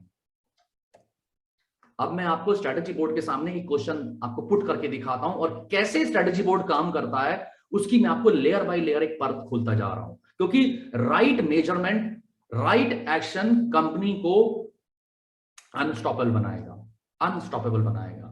स्ट्रैटेजी बोर्ड के ऊपर एक क्वेश्चन आया। स्ट्रैटेजी बोर्ड का क्वेश्चन क्या था? How to increase the profit of the product A by 33% within the next 5 months in NCR. Management के सामने एक क्वेश्चन रखा गया कि हमारे को हमारा जो प्रोडक्ट ए है उसका प्रॉफिट 33% इंक्रीज करना है with in the next 5 month in the NCR. अब मैं आपको यह दिखाना चाहता हूं कि भाई ये स्ट्रेटजी बोर्ड कैसे काम करता है, राइट मेजरमेंट क्या होता है। हमारे को अब नेक्स्ट स्टेप क्या आइडेंटिफाई करना है? The next step to identify is what is the problem and what is the solution, और क्या उसकी प्रायोरिटीज हैं, और फिर उसकी टेस्टिंग कैसे करनी है। अगर यहां तक मैं आपको एक फ्रेमवर्क दे दूं और चेकलिस्ट दे दूं कि स्ट्रैटेजी बोर्ड किस तरीके से काम करता है और कैसे 100% सक्सेस रेशियो आता है मेरे क्लाइंट्स का, वो आपके सामने मैं अब ओपन करने जा रहा हूं। कंपनी करना क्या चाहती है? 33% प्रॉफिट इंक्रीज करना चाहती है प्रोडक्ट ए का, ये गोल है। अब इसके अंदर हमारे को अलग अलग पॉसिबिलिटीज देखनी है। इस ए का मेरे को वॉल्यूम इंक्रीज करना है या प्राइस इंक्रीज करना है? इस वॉल्यूम को मैं इंक्रीज कर भी सकता हूं। इस वॉल्यूम को इंक्रीज करने से मेरा कैश के ऊपर क्या इंपैक्ट आएगा? ये मेरी जो मार्केट है, ये मार्केट का साइज इतना है भी या नहीं कि मैं अपना प्रॉफिट इंक्रीज कर सकता हूं या अपना शेयर इंक्रीज कर सकता हूं। इसको अगर हम स्ट्रैटेजी मैनेजमेंट यानी कि स्ट्रैटेजी बोर्ड के ऊपर किस तरीके से इसका डिसीजन लिया जाता है उसको देखते हैं। हमारा क्वेश्चन क्या है? हमारा क्वेश्चन है कि हम अपने प्रोडक्ट ए का 33% प्रॉफिट इंक्रीज करना चाहते हैं अगले 5 महीने के अंदर। कॉर्पोरेट वर्ल्ड इसको कैसे सॉल्व करता है? प्लीज एक एक स्टेप ध्यान करके सुनिएगा, एक एक करके सुनिएगा। लेवल 1 क्या है? Can volume be raise? मेरे को क्या करना है? प्रॉफिट इंक्रीज करना है ना, तो मैं पहला क्वेश्चन क्या पूछूंगा? क्या उसका वॉल्यूम इंक्रीज किया जा सकता है? नंबर 1। सेकंड क्या पूछूंगा? क्या उसका प्राइस इंक्रीज किया जा सकता है? मैं वॉल्यूम इंक्रीज नहीं करता, क्या मैं प्राइस इंक्रीज कर सकता हूं? तो पहला क्वेश्चन मेरा ए ये था, बी क्वेश्चन था can the price be increase, and C मेरा क्वेश्चन था can the cost be lowered. मैं जो अपना प्रोडक्ट ए बना रहा हूं, क्या मैं उसकी कॉस्ट को कम कर सकता हूं? क्योंकि अल्टीमेट गोल क्या है? 33% प्रॉफिट इंक्रीज करना है प्रोडक्ट ए का by selling in Delhi NCR. उसी डिवीजन की बात कर रहा हूं मैं, सिर्फ उसी डिवीजन की बात कर रहा हूं। तो अब मुझे एक्शन स्टेप क्या लेने हैं, मुझे स्ट्रैटेजी क्या क्रिएट करनी है, और वो स्ट्रैटेजी बोर्ड कैसे बनाता है उसको। हमने बोला कि भाई साहब वॉल्यूम पे करते हैं, वॉल्यूम का गेम खेलते हैं। तो वॉल्यूम का जब हम गेम खेलने जा रहे हैं देन फिर सेकंड लेवल पे आएंगे हम। फिर सेकंड लेवल पे आए तो सेकंड लेवल के आने के बाद हमने क्वेश्चन क्या पूछा? Can the market share be increase in the NCR? अगर मैं वॉल्यूम का गेम खेलना चाह रहा हूं, क्या मैं अपना मार्केट शेयर इंक्रीज कर सकता हूं? नेक्स्ट क्वेश्चन हमने ये पूछा। इस क्वेश्चन के बाद फिर नेक्स्ट क्वेश्चन हमने पूछा डी और ई। क्वेश्चन क्या पूछा? Will the market of the product A organically grow? क्या वो ऑर्गेनिकली यानी कि अपने आप ग्रो करेगी? तो जो हमारा सेकंड लेवल का क्वेश्चन था कि मार्केट शेयर हम इंक्रीज करते हैं, उसमें फिर डीप गए, और उस डीप के अंदर हमने क्या देखा? डीप के अंदर देखा लेवल 3 क्रिएट हुआ हमारा। लेवल 3 के अंदर हमने पूछा can we change the pricing to take the share? क्योंकि अब हमने वॉल्यूम उठाना है, अब हमारे को वॉल्यूम इंक्रीज करना है। तो क्वेश्चन आ रहा है क्या मैं प्राइस कम करूं? क्योंकि जब मैं प्राइस कम करूंगा तभी मेरा माल ज्यादा बिकेगा। बहुत सारे लोगों को यह मानना है, बहुत सारे लोगों का यह मानना है। तो प्राइस इंक्रीज डिक्रीज करें क्या? तो पहली ऑप्शन ये आई। दूसरा ऑप्शन स्ट्रेटजी बोर्ड ने दिया can we improve the product to take the share? हम अपने प्रोडक्ट को बेटर कर देते हैं, हम उसका प्राइस कम नहीं कर रहे, हम अपने प्रोडक्ट को बेटर कर देते हैं। और जब प्रोडक्ट को बेटर करेंगे तो क्या होगा? मार्केट के अंदर हमारी डिमांड ज्यादा होगी, वहां से हम अपना शेयर इंक्रीज कर लेंगे, वॉल्यूम बढ़ा लेंगे। Third one, can we adjust the marketing? इसका मतलब ना तो हम अपने प्राइस को कम कर रहे हैं, ना ही अपने प्रोडक्ट को इंप्रूव कर रहे हैं। तीसरी ऑप्शन निकल के आई क्यों ना हम मार्केटिंग पे काम करें। हम मार्केटिंग पे फोकस करते हैं और एडजस्टमेंट करते हैं इन द मार्केटिंग, कोई पीआर एजेंसी हायर करते हैं या किसी और नए पर्सन को हायर करते हैं या लोगो चेंज करते हैं या स्लोगन चेंज करते हैं या हम अपनी पिच चेंज करते हैं या हम सेल्स फनल अपनी चेंज करते हैं। चौथा ऑप्शन निकल के आया, can we need to improve our distribution. क्या जो हमारा B2B का जो डिस्ट्रीब्यूटर है, क्या वहां पे कुछ गड़बड़ है, कुछ डिस्ट्रीब्यूशन के मैसेज में गड़बड़ है। वो जो B2B हम बिजनेस कर रहे हैं वहां पे क्या हमें अपने डिस्ट्रीब्यूशन को चेंज करना है या लॉजिस्टिक को चेंज करना है या कोई स्कीम को चेंज करना है। हमने लेवल 3 के अंदर क्या किया, लेवल 3 के अंदर हमने और डीप डाइव चले गए, और डीप डाइव चले गए। चौथे लेवल में क्या किया, फोर्थ लेवल पे जाने के बाद हमने रैंकिंग की। रैंकिंग कैसे की, बोर्ड ऑफ द डायरेक्टर्स बैठे, बोर्ड ऑफ द डायरेक्टर्स के बैठने के बाद उनके साथ डिस्कशन किया, एक round of discussion, 2 round of discussion, कि भाई हमने वॉल्यूम बढ़ाना है और वॉल्यूम को बढ़ाने के लिए हम एनसीआर में किस तरीके से ग्रो कर सकते हैं, या तो प्राइस को कम करें या अपनी कॉस्ट को कम करें या मार्केटिंग को बेटर करें या अपने डिस्ट्रीब्यूशन यानी कि लॉजिस्टिक को इंप्रूव करें। अब इसमें से कौन सा एक्शन सभी के सभी बोर्ड मेंबर को समझ में आता है? कौन सा board member? Strategy board member. Strategy board member पे कौन है? एक्सटर्नल कंसल्टेंट्स हैं, एक्सटर्नल एक्सपर्ट हैं, प्लस हमारे कंपनी के यानी कि आपकी कंपनी के इंटरनल बोर्ड मेंबर हैं जिनको एक्सपीरियंस है। अब हम इसको रैंकिंग करेंगे कि भाई हमें सबसे पहले करना क्या है। ये जो 4 चीजें मैंने लिखी हैं जिसको कि मैं इस समय राउंड कर रहा हूं, इसको बोलते हैं change the equation. Change the equation. अगर हमें बिजनेस को ग्रो करना है, अगर मुझे अपने प्रोडक्ट की ज्यादा से ज्यादा सेल्स करनी है, प्रॉफिटेबिलिटी इंक्रीज करनी है, मेरे को ज्यादा कैश घर लेके जाना है, मुझे क्या करना पड़ेगा? चेंज द इक्वेशन करना पड़ेगा बिजनेस के अंदर। और उस चेंज द इक्वेशन के अंदर फिर मुझे अपनी इंटरनल डिस्कशन और अपने कंसल्टेंट के साथ डिस्कशन करके ये देना होगा, भाई पहला एक्शन मैं क्या लूंगा, पहला एक्शन मैं क्या लूंगा। जैसा कि यहां पे लिखा हुआ आ रहा होगा आपको, एक नंबर किसको दिया गया? We need to improve our distribution. We need to improve our distribution. भाई मार्केट में हमारी डिमांड तो बहुत है लेकिन माल पहुंचता ही नहीं है, डीलर्स के पास हमारा माल ही नहीं होता, उस वजह से हमारी सेल्स कम है। अगर हम अपना डिस्ट्रीब्यूशन और लॉजिस्टिक बेटर कर दें, उसकी पैकिंग बेटर कर दें, उसकी प्रेजेंटेशन बेटर कर दें, तो मार्केट में हमारा सामान जल्दी बिकेगा। ये सभी के सभी डायरेक्टर्स कह रहे हैं लॉजिस्टिक के ऊपर काम करना, डिस्ट्रीब्यूशन के ऊपर काम करना। पहला वोट निकल के आया। दूसरी वोट क्या निकल के आई? Improve the product. Improve the product second निकल के आया। फर्स्ट निकल के आया डिस्ट्रीब्यूशन को बेटर किया जाए, लॉजिस्टिक को बेटर किया जाए, स्टॉक का मिनिमम ऑर्डर मेंटेन किया जाए। स्टॉक ज्यादा होगा, मार्केट के अंदर इस समय स्टॉक की अवेलेबिलिटी नहीं है और लोग हमारे ब्रांड्स के बारे में पूछते हैं और माल नहीं मिलता तो किसी और का माल खरीद लेते हैं और हमारी सेल डाउन हो जा रही है।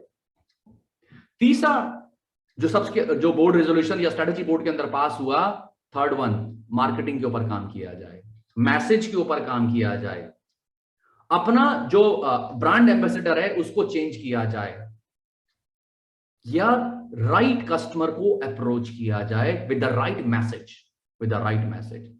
एंड चौथा बोर्ड मेंबर्स ने क्या बोला? Increase the price. उसको सबसे लास्ट का ऑप्शन दिया, can we change the pricing of to take the share, उसको सबसे लास्ट दिया गया। वो फैमिली बिजनेस जिसके अंदर वहां पे कोई स्ट्रैटेजी बोर्ड नहीं है, कोई कंसल्टेंट नहीं है, कहीं जहां पर की डे टू डे मीटिंग्स नहीं होती हैं और बिजनेस की कैपेबिलिटी को वहां पे इंक्रीज नहीं किया जा रहा, वो क्या कहता है? प्राइस कम कर दो, मार्केट शेयर उठा लो, प्राइस कम कर दो, मार्केट शेयर उठा दो। लेकिन ये सोल्यूशन नहीं है, ये फोर्थ यानी कि सबसे लास्ट सोल्यूशन है।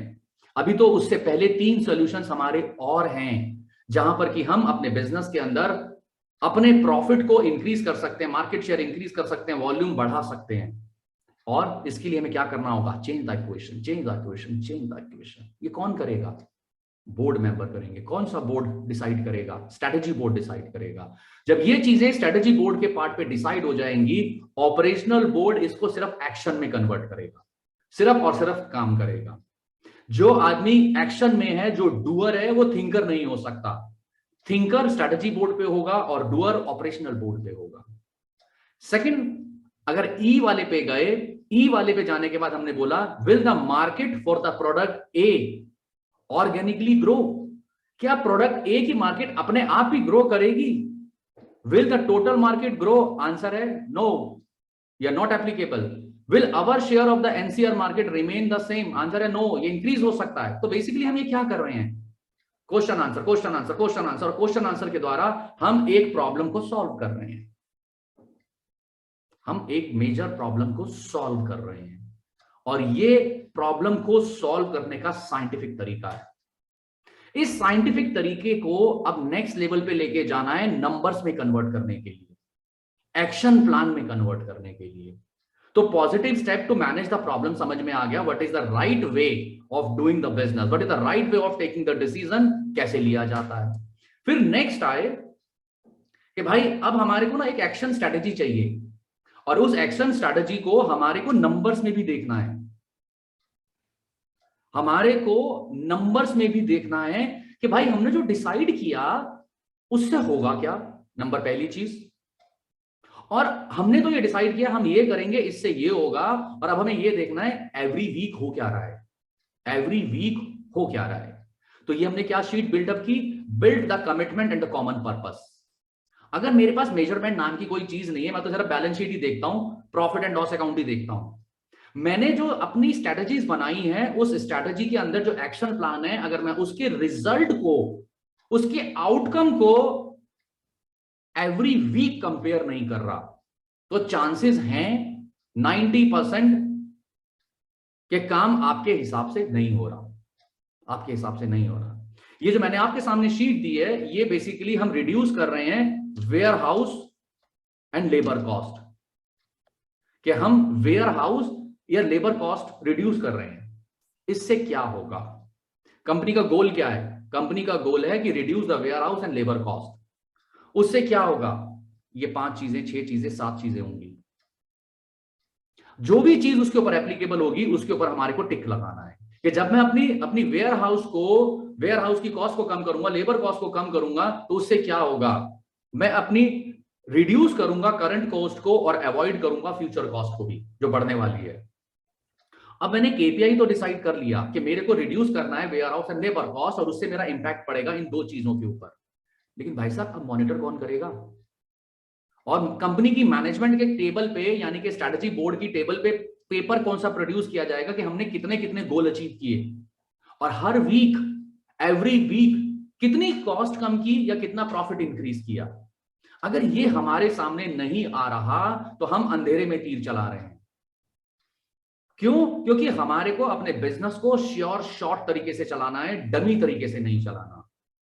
तो हमने week 1, week 2, week 3, week 4, week 5, week 6, हर वीक का अलग अलग कितने % हमने बेनिफिट उसके रियलाइज किए, कितने हमने फर्दर कॉस्ट खर्चा किया, कितना हमने फर्दर कॉस्ट पे ऊपर खर्चा किया, उसको अचीव करने के लिए वीकली बेस पे हमें कंपेयर करना है, वीकली बेस के ऊपर कंपेयर करना है।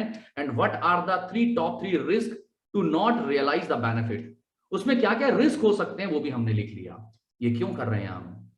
100% एक्यूरेसी के साथ बिजनेस करने के लिए। सिर्फ स्ट्रेटेजी पेपर्स पे नहीं बनाई जाती, स्ट्रेटेजी बनाने के बाद उसका एग्जीक्यूशन किया जाता है, और एग्जीक्यूशन करने के बाद उसको वीकली बेस के ऊपर मॉनिटर किया जाता है।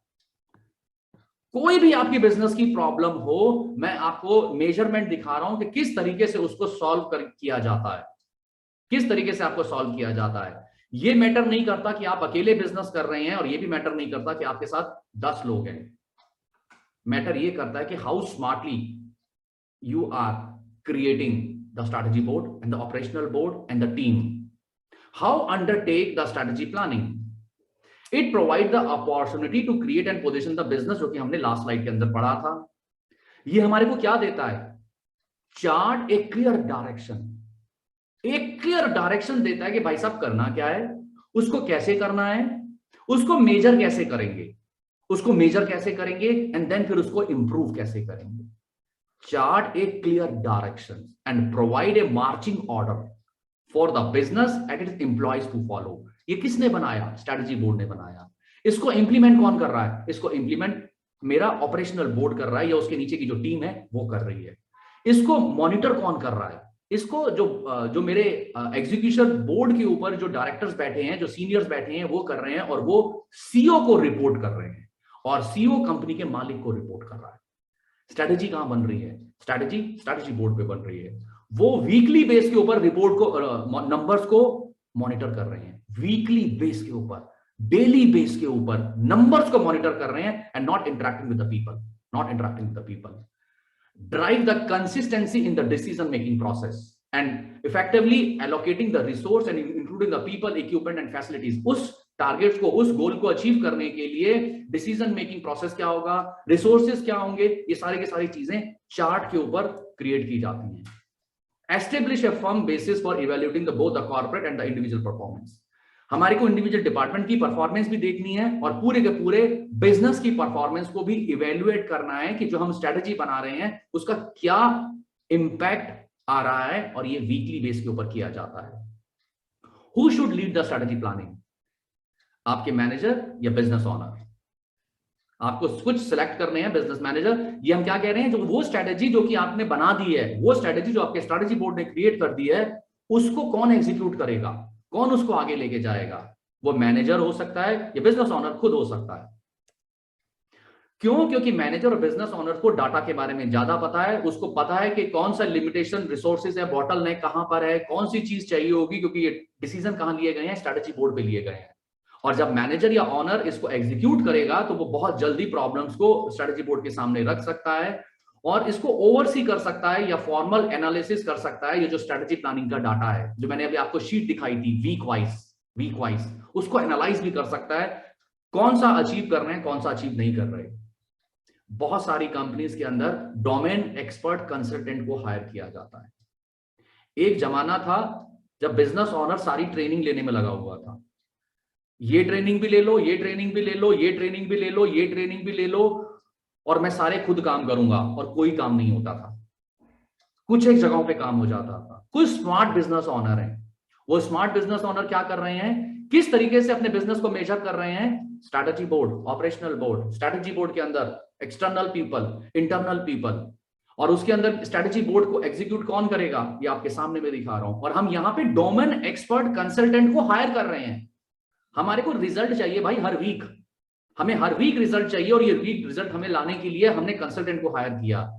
बाबा रे, कितनी ट्रेनिंग करेंगे, कितनी किताबें पढ़ेंगे, कितने कंसल्टेंट, कितने सारे ऑनलाइन वेबिनार अटेंड करते रहेंगे। समय क्या आया भाई, स्ट्रैटेजी के ऊपर काम किया जाए, कंसल्टेंट को हायर किया जाए। अगर आप एक लॉन्ग टर्म और एक कंसिस्टेंट गेम खेलना चाहते हैं अपने बिजनेस के अंदर, हर चीज की ट्रेनिंग खुद लेना छोड़ दिया जाए। अपने नीचे अपने सक्सेसर तैयार किए जाएं, जिसको सक्सेशन प्लानिंग का पार्ट दिया जाता है। लोगों से काम कराना इज द लीडरशिप, लोगों से काम कराना इज द एंटरप्रेन्योरशिप। खुद लगे रहना, सुबह से लेकर शाम तक सारी ट्रेनिंग्स खुद करना, सारी किताबें खुद पढ़ना, और खुद ही ऑपरेशन में रहना, खुद ही स्ट्रेटजी बोर्ड पे रहना, और कोई क्लियर कट चार्ट नहीं है, कोई क्लियर कट एक्शन प्लान नहीं है, कोई वीकली मेजरमेंट नहीं है कि हमने जो डिसीजन लिए वो डिसीजन सही है या गलत है। वीकली रिपोर्टिंग ही नहीं है उसकी। Wrong measurement killing your profit, wrong measurement killing our profit. So हमें अपॉइंट कर लेने हैं डोमेन एक्सपर्ट। फीस कोई ज्यादा नहीं होती है, लेकिन उससे जो रिवार्ड आपकी कंपनी के अंदर मिलेगा वो एक्स्ट्रा ऑर्डिनरी होगा, वो एक्स्ट्रा ऑर्डिनरी होगा। बोथ इंटरनल एंड एक्सटर्नल, यानी कि जो हमने इंटरनल स्ट्रेटजी बोर्ड के अंदर मेंबर रखे हैं और जो एक्सटर्नल हमने हायर किए हैं, both can offer invaluable perspective in the development of A sustainable plan. याद रखिएगा इस चीज को। सिर्फ दिमाग में आइडियाज बनाने से कुछ नहीं होगा, उसकी स्ट्रैटेजी, उसके एक्शन, उसके गोल, उसके numbers, time period, and then उसको चेक करना बहुत आसान होता है, बहुत आसान होता है। डिफिकल्ट टास्क क्या है? स्ट्रैटेजी बोर्ड पे इन चीजों को क्रिएट करना। और अगर डूअर और थिंकर दोनों अलग अलग हो जाएं और बीच बीच में इन लोगों की महीने में एक बार मीटिंग हो जाए, तो बड़े से बड़े प्लांट के अंदर, बड़े से बड़े मैन्युफैक्चरिंग बिजनेस के अंदर बहुत easily growth, liquidity and profitability, तीनों एरियाज के ऊपर काम हो सकता है। Liquidity, profitability and the growth के ऊपर काम हो सकता है। अब मैं आपको लीडिंग एग्जांपल दिखाता हूं। भरत पात्रा जी, लूसा brand, promoter, director, partner, increase the sale, increase the profit and reduce the cost. ये गोल है, कंपनी का गोल है भाई, हमें सेल भी बढ़ानी है, प्रॉफिट भी इंक्रीज करना है और कॉस्ट भी रिड्यूस करनी है। लेकिन एक पर्टिकुलर चैलेंज है, एक पर्टिकुलर चैलेंज आ गया। उस चैलेंज को कैसे डिकोड करते हैं और राइट मेजरमेंट करते हैं, रॉन्ग मेजरमेंट नहीं, राइट मेजरमेंट कैसे करते हैं, और एक शीट के ऊपर पूरी स्ट्रैटेजी कैसे लेके आते हैं। किस तरीके से इनकी स्ट्रैटेजी बिल्ड की हम लोगों ने, किस तरीके से भरत भाई उनके परिवार ने, उनके ब्रदर्स ने किस तरीके से उसको अचीव किया, उसको आप समझिए on one paper, on one paper. और ये याद रखिएगा, ये प्रॉब्लम्स तो आती रहेंगी, कुछ ना कुछ नया आता रहेगा, लेकिन अगर बिजनेस ओनर के पास स्ट्रैटेजी बोर्ड के अंदर वो नॉलेज आ गई जिसमें कि किस तरीके से हमने अपने बिजनेस के अंदर ग्रोथ करनी है और हर प्रॉब्लम के ऊपर हमने एक्शन प्लान तरीके से क्रिएट कर लिए, बहुत इंजॉयबल जर्नी होगी, बहुत मजा आएगा, बहुत मजा आएगा उस जर्नी के ऊपर। केस स्टडी नंबर 1, काम क्या है, किड्स की साइकिल है, कार है, बाइक्स है, बच्चों की। अब मैं आपके सामने एक ही स्ट्रैटेजी बोर्ड दिखा रहा हूं, एक चार्ट दिखा रहा हूं कि किस तरीके से प्रॉब्लम को आइडेंटिफाई किया जाता है और किस तरीके से उसके ऊपर वर्क किया जाता है। Kids and cycle basic information है, इसको हम छोड़ देते हैं। What is the problem? What is the problem? The problem is how to make the decision to go digital and launch digital store. ये concern है. And what is the tipping point for the board of directors to make the investment? How to take the right decision? How to take the strategy board? How to create strategy board? कैसे decision लेना है? उसका outcome क्या निकल के आता है? Outcome क्या है? Distribute 50-50% via B2B dealer and B2C dealer.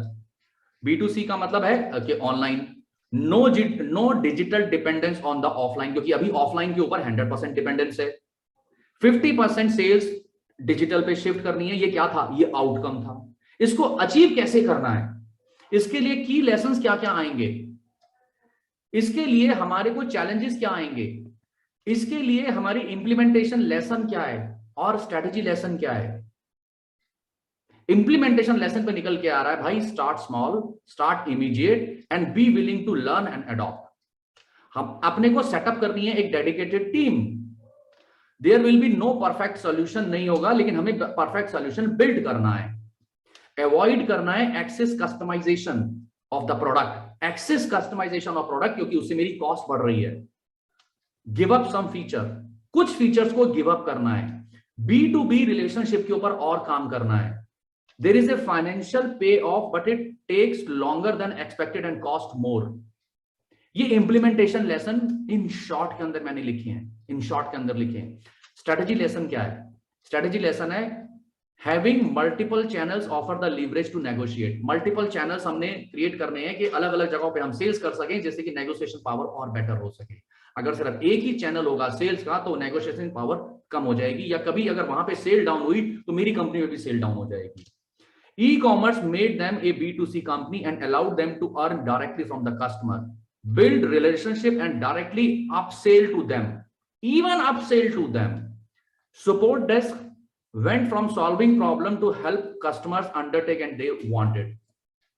एक शीट के ऊपर ये चीज निकल के आ गई कि भाई प्रॉब्लम्स क्या हैं, जाना कहां है, रिजल्ट क्या अचीव करना है, करेंगे कैसे, और आगे जाके इसको नंबर से लिंक भी करना होता है। लेकिन अगर हमने नंबर्स नहीं आए तो स्ट्रैटेजी बोर्ड पर किया हुआ काम कोई भी रिजल्ट प्रूव नहीं करेगा, कोई भी रिजल्ट नहीं देगा। बहुत सारी कंपनीज ये बोलती हैं कि सर हमारा ना कुछ काम कैश का है, कुछ काम नंबर 1 का है, कुछ काम नंबर 2 का है, तो हम ना वो नंबर्स नहीं दे पा रहे। तो अगर नंबर्स नहीं दे पा रहे हैं तो बोर्ड मेंबर्स भी या स्ट्रैटेजी बोर्ड के ऊपर भी वो रिजल्ट नहीं आएगा जो रिजल्ट मैं आपसे लेना चाहता हूं या दिखाना चाहता हूं। ये दूसरी एक कंपनी है जो कि वॉशिंग पाउडर बनाती है। वो लोग हम लोगों के पास आए और उनकी प्रॉब्लम क्या थी? 79 करोड़ रुपए की टर्नओवर, 18 करोड़ रुपए का लॉस और 59 करोड़ रुपए की लोन की आउटस्टैंडिंग।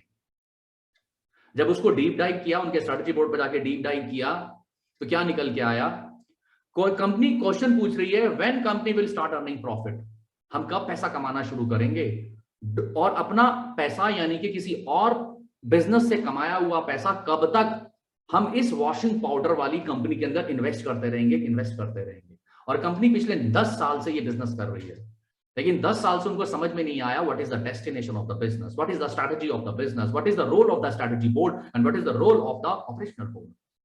रॉन्ग मेजरमेंट किए जा रहे हैं। वो कंपनी जो कि एक्स्ट्रा ऑर्डिनरी ग्रो कर सकती है, वो कंपनी जो कि बहुत कैपेबिलिटी है उसके अंदर, but because wrong decision killing their profit, wrong measurement killing their profit consistently, और वो 79 करोड़ पे 18 करोड़ का लॉस है एवरी ईयर, और 59 करोड़ के लोन आउटस्टैंडिंग हो चुके हैं और सारी प्रॉपर्टियां प्लेज हैं। क्या समझ में आया? इंप्लीमेंटेशन लेसन क्या समझ में आया? रिविजिट द प्रोडक्ट शीट, जो हमारा कॉम्बिनेशन ऑफ केमिकल होता है उसके ऊपर रिविजिट किया जाए। Avoid excess production, purchase, rebate and commission. Design the product mix with the win win situation. Reduce the unnecessary fix cost. Massive attack on reducing the cost of good sold. जब इनकी company को पूरा deep dive किया गया, deep dive करने के बाद हम लोग इनके स्ट्रेटेजी बोर्ड के ऊपर आए, और स्ट्रेटेजी बोर्ड के ऊपर एज ए कंसल्टेंट आए, वहां पे इनके बोर्ड को डायरेक्ट किया, गाइड किया, मेंटर किया। 1.5 year break even point, 1.5 year break even point। 18 crore का लॉस, 79 करोड़ की टर्नओवर, 59 करोड़ का लोन, लेकिन विद इन 1.5 ईयर्स, 1.5 साल के अंदर ही कंपनी ने अपना ब्रेक इवन पॉइंट अचीव किया। Now they are start celebrating what the profitability, wealth generation. पहले क्या कर रहे थे? माल बेचो, स्टॉक ज्यादा हो रहा है, कम हो रहा है, कंपोजिशन क्या है, क्या नहीं है, प्रॉब्लम क्या है, यही नहीं पता। उस प्रॉब्लम का किस तरीके से सॉल्यूशन करेंगे, किस तरीके से नंबर्स को उससे लिंक करेंगे और कैसे उसको हम ठीक करेंगे, नहीं पता। स्ट्रेटेजी लेसन क्या था? ब्रेक इवन पॉइंट रिड्यूस कर दो 93 CR के ऊपर।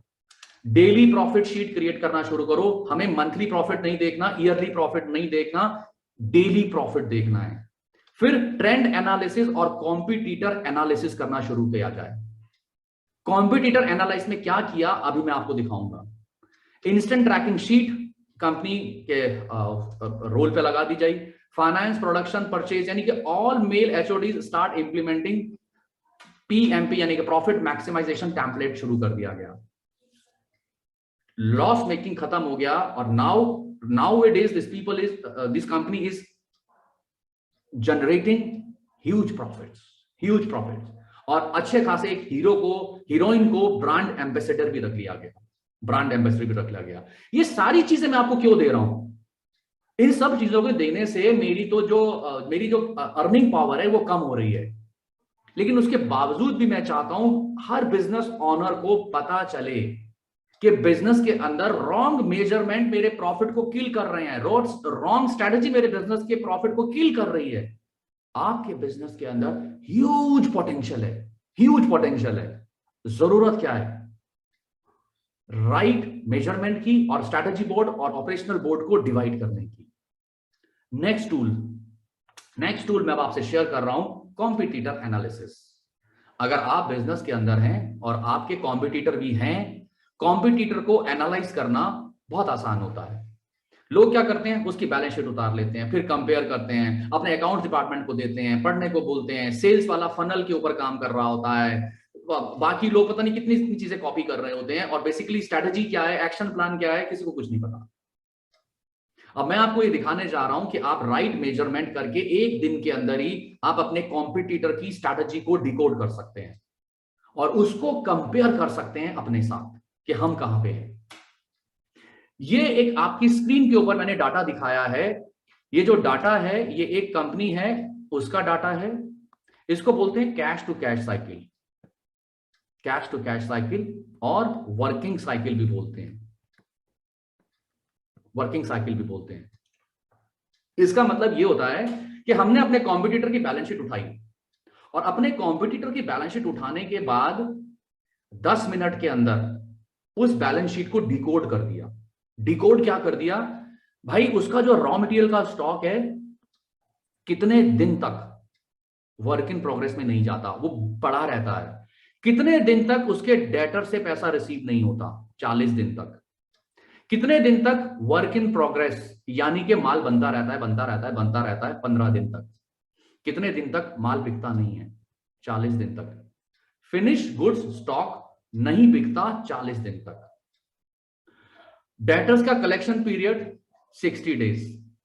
सॉरी, ये जो ऊपर क्रेडिट रिसीव था ये बेसिकली सन्ड्री क्रेडिटर्स की पेमेंट है।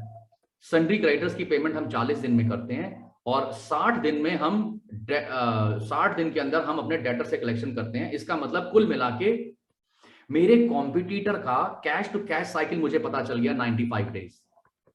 95 डेज। ये जो मैंने 95 डेज का जो चार्ट निकाल के दिखाया आपको, ये आप अपने कॉम्पिटिटर की बैलेंस शीट से बना सकते हैं।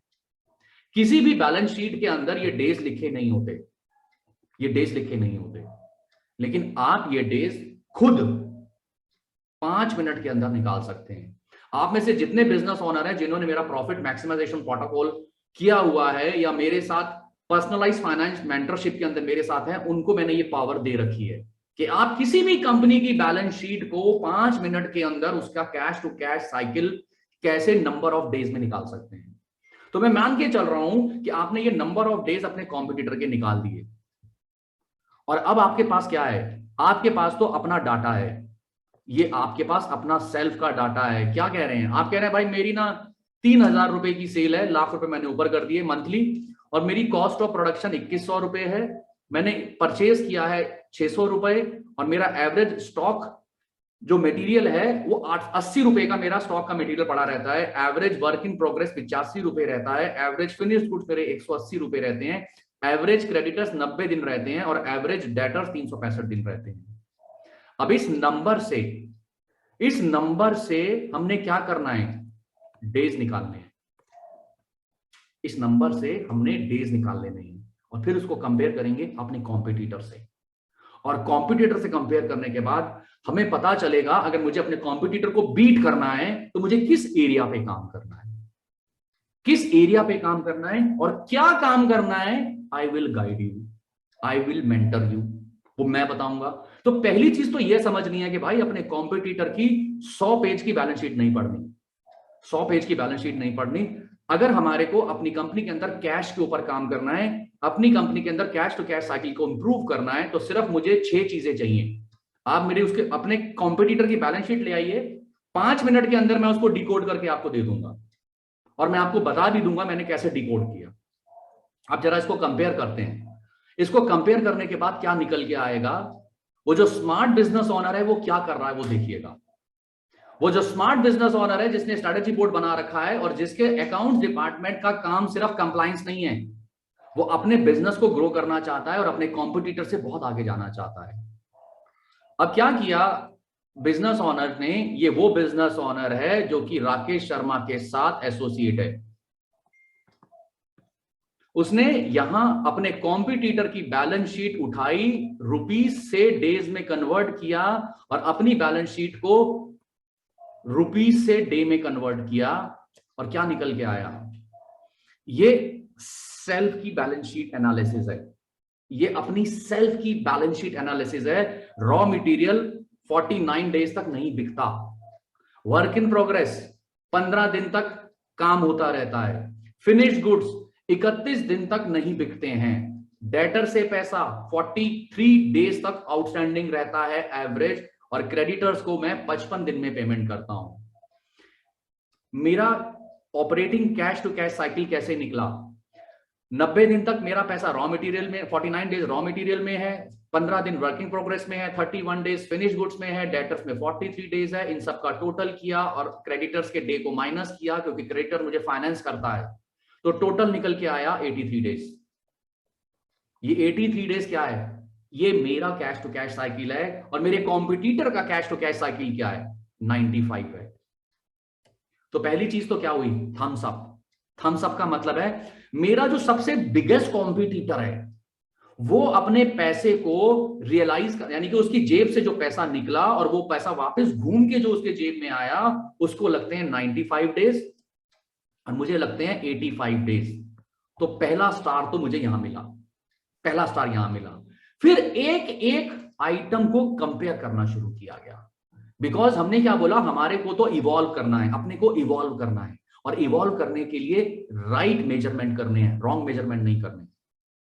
वो पोथे नहीं पढ़ने हैं, बड़ी बड़ी फाइनेंशियल समरियां, बैलेंस शीटें, 50-50, 100-100 वीडियोस, पता नहीं क्या क्या लोग क्या क्या कर रहे हैं। उनकी जर्नी है, वो उनकी जर्नी है। प्रॉफिट को इंक्रीज करने के लिए बहुत सटीक काम करना होता है, बहुत सटीक काम करना होता है, और प्रॉफिट बिल्टअप करना बहुत आसान होता है। एक एक पॉइंट को आगे पढ़ते हैं। The stock of raw material, उसको देखते हैं। रॉ मटेरियल 49 डेज मेरा रहता है, 49 डेज मेरा रॉ मटेरियल की शेप में पड़ा रहता है, वो आगे मूव नहीं करता 49 डेज। मेरा कॉम्पिटिटर क्या बोल रहा है, 20 डेज। मेरा कॉम्पिटिटर है, मेरे से बेटर परफॉर्म कर रहा है, मेरे को उसको बीट करना है। तो मुझे क्या एक ट्रेंड मिल गया कि भाई रॉ मटेरियल 20 डेज का टाइम हो सकता है, मिनिमम ऑर्डर 20 डेज हो सकते हैं, लीडिंग टाइम 20 डेज हो सकते हैं, मेरे अभी कितने हैं, 49 डेज हैं। तो स्कोप ऑफ इंप्रूवमेंट निकल के आ गया। स्कोप ऑफ इंप्रूवमेंट अपने कॉम्पिटिटर की बैलेंस शीट को पढ़ने के बाद निकल आया। क्या, the stock of raw material is considerably high than average, so there is a need for the stock control procedure to be reviewed, to be reviewed.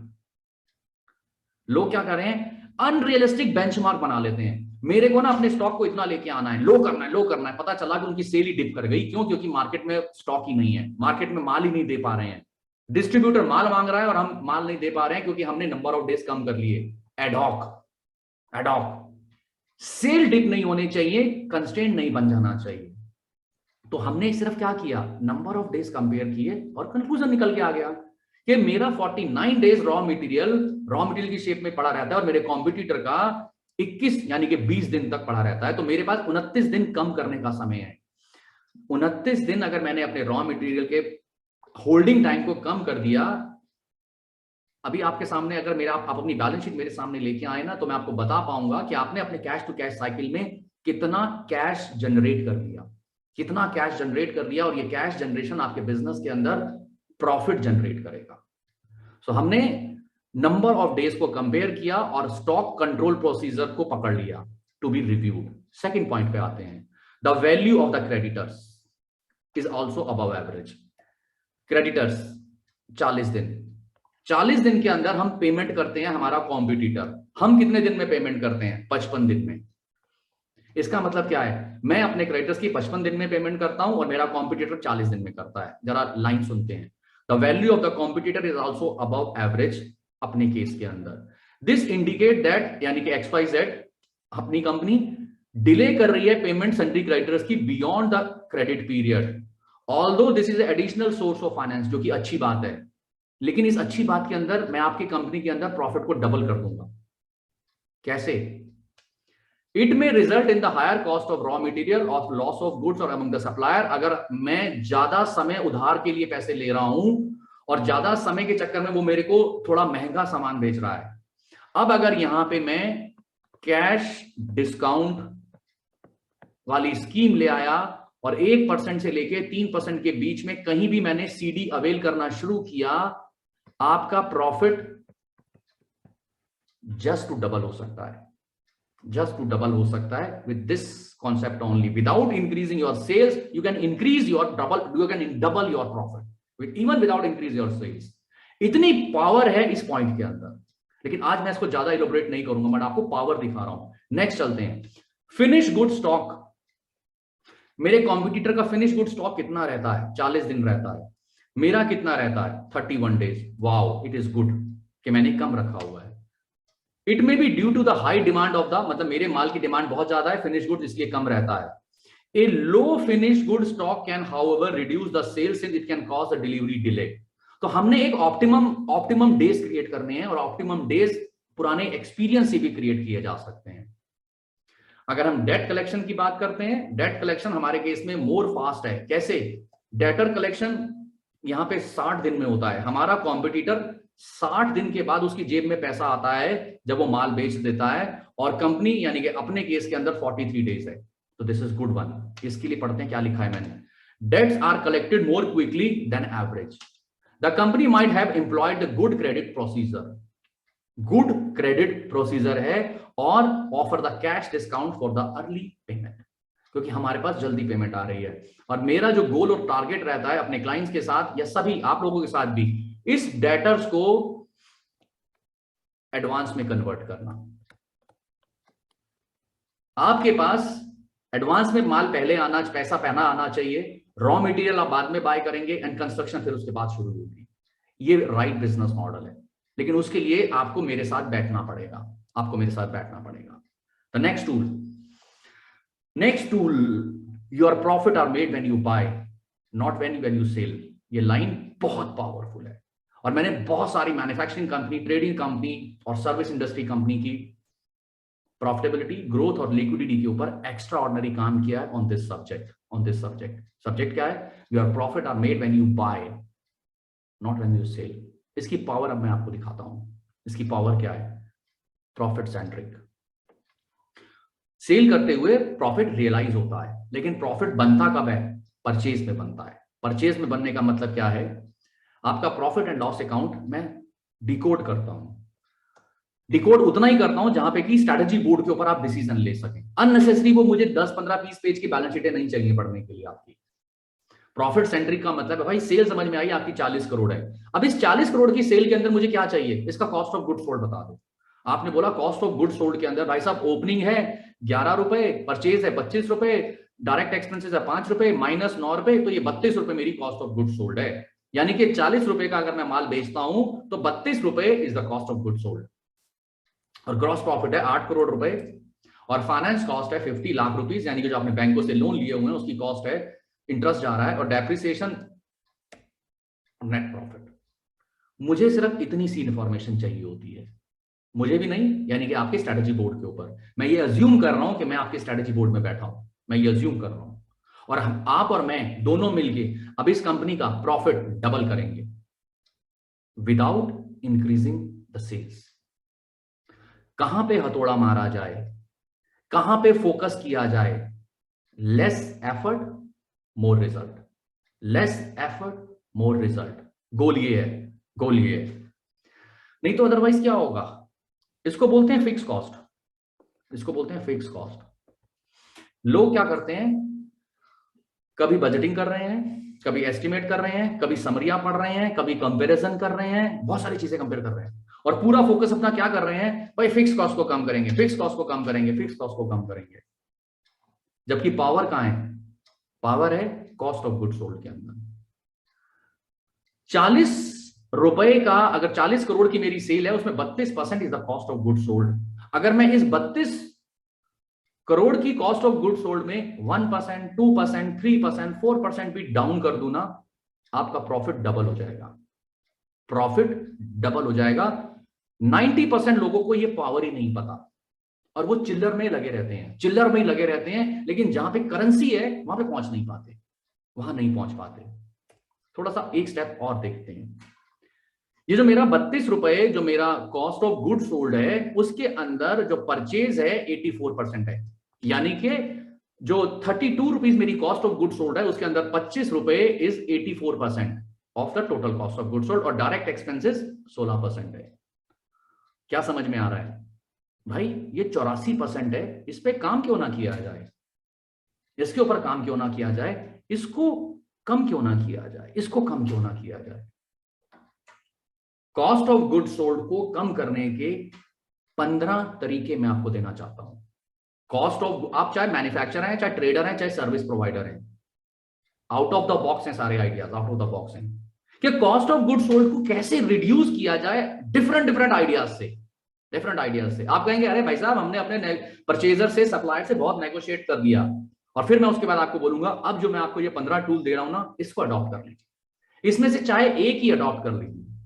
अब इससे होगा क्या? आपने मेरे 2 या 3 टूल को अडॉप्ट किया और आपने सिर्फ और सिर्फ 9% अपनी परचेज को डाउन कर दिया, सिर्फ और सिर्फ 9% अपनी परचेज को डाउन किया।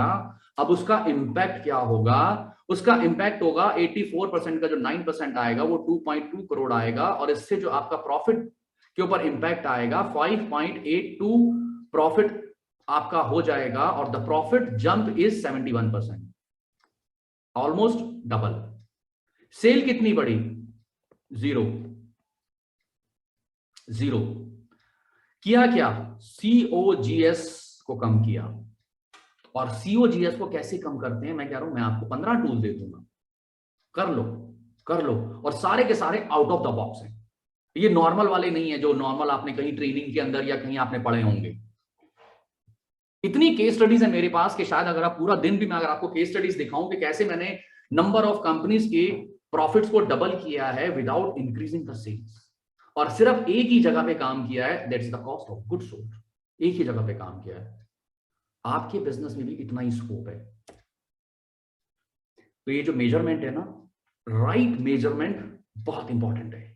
राइट मेजरमेंट बहुत इंपॉर्टेंट है। अगर हम गलत जगह पर सर मारेंगे या गलत जगह पे पत्थर के ऊपर मारते रहेंगे तो क्या होगा? या तो सर टूट जाएगा या पत्थर गलत हो जाएगा। एक मूर्तिकार जब मूर्ति बनाता है उसको पता होता है कि पत्थर पर कब जोर से मारना है और कहां पे हल्के हल्के से मारना है, क्योंकि अगर जोर से मारा तो अगर वो पत्थर टूट गया तो पूरी की पूरा पत्थर खराब हो जाएगा और मूर्ति नहीं बन पाएगी।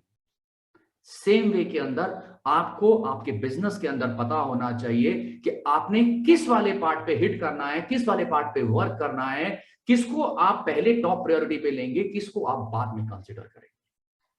सारे के सारे काम एक साथ मत उठा लेना, सारी की सारी ट्रेनिंग्स करना मत शुरू कर देना।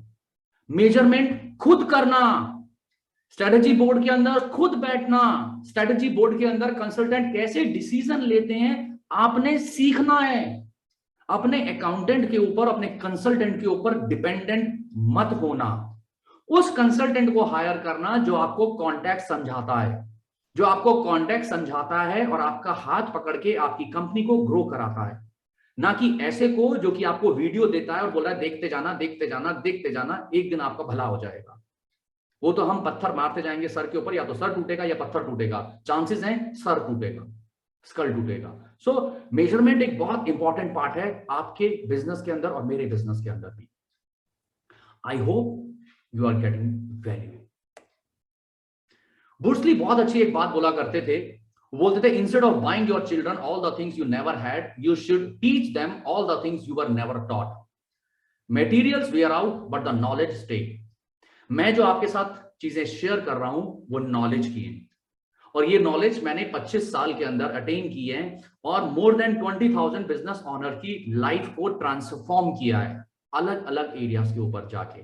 किसी को कैश चाहिए था, किसी को प्रॉफिट चाहिए था, किसी को ग्रोथ चाहिए था, और उनको नंबर्स पढ़ने सिखाए और उनको नंबर्स को इंप्रूव करते हुए देखना सिखाया। तो रियल पावर मटेरियल में नहीं है, the real power stay with the knowledge. The question is how to start doing this the right way. अगले 10 मिनट अब मैं आपको क्या और देना चाहता हूं, यानी कि आप बोल सकते हैं कि अब मैं अगले 10 मिनट सिर्फ और सिर्फ मार्केटिंग करूंगा।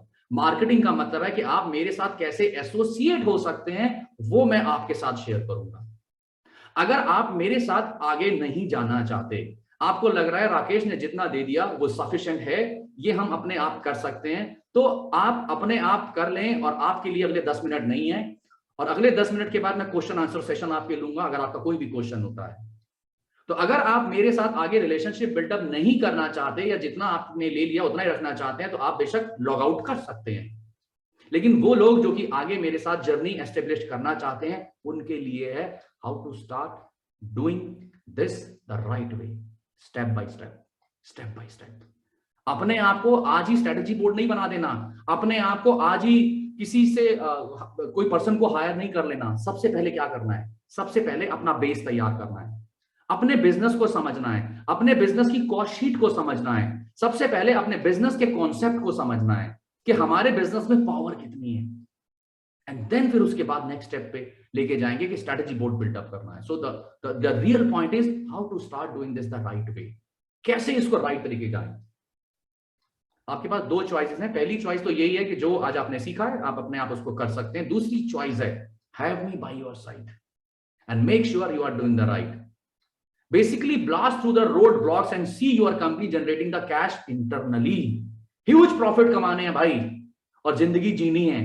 सुबह से लेकर शाम तक बिजनेस में नहीं लगे रहना, वेल्थ जनरेट करनी है। ऑप्शन 1 अगर आप करते हैं, अपने आप करते हैं, तो क्या होगा?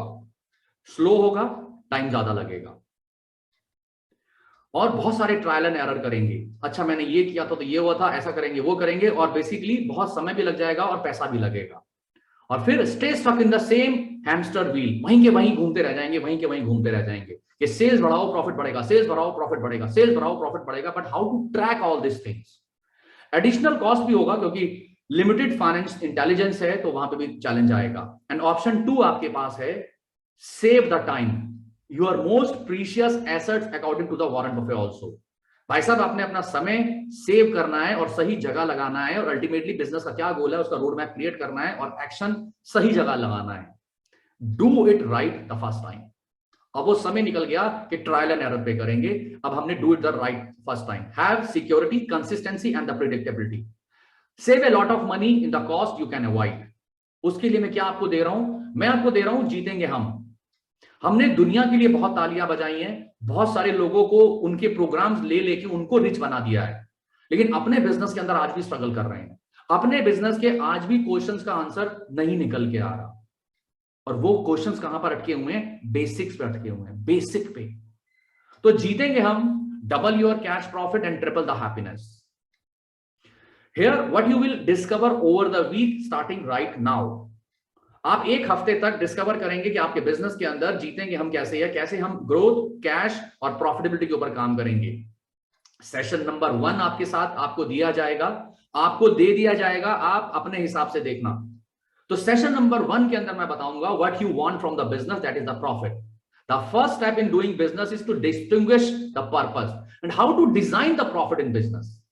वेरिएबल कॉस्ट क्या होती है, फिक्स कॉस्ट क्या होती है, किस तरीके से इसको कंट्रोल किया जाता है, कैसे इसको प्ले किया जाता है, कैसे हम ब्रेक इवन पॉइंट को यूज करते हैं, किस तरीके से हम कैश और डिस्काउंट के स्कीम्स निकालने के बाद भी ह्यूज प्रॉफिट कमा सकते हैं।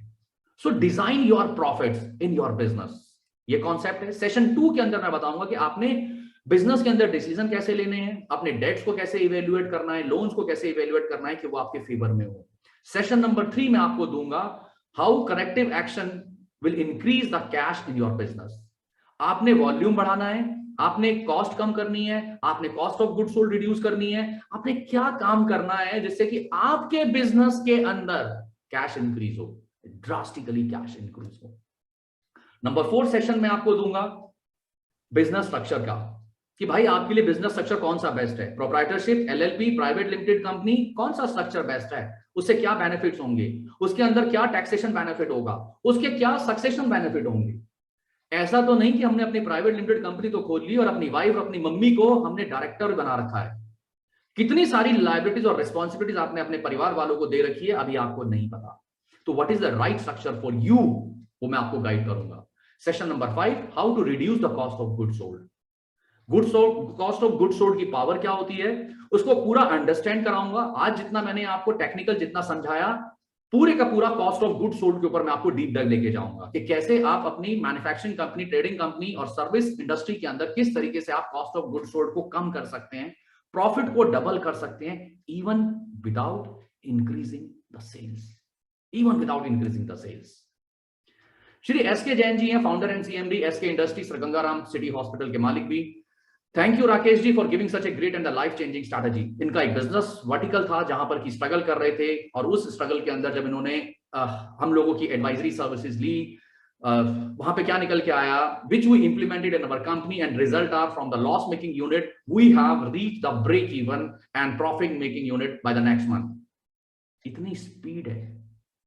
अगर अपने को डायरेक्शन सही मिल जाए, अगर अपने को डायरेक्शन सही मिल जाए और डायरेक्शन विद स्पीड, तो यानी कि लॉस मेकिंग कंपनी को 1 महीने में break even and then profit making, इतनी पावर है आपके पास, आपके बिजनेस के अंदर।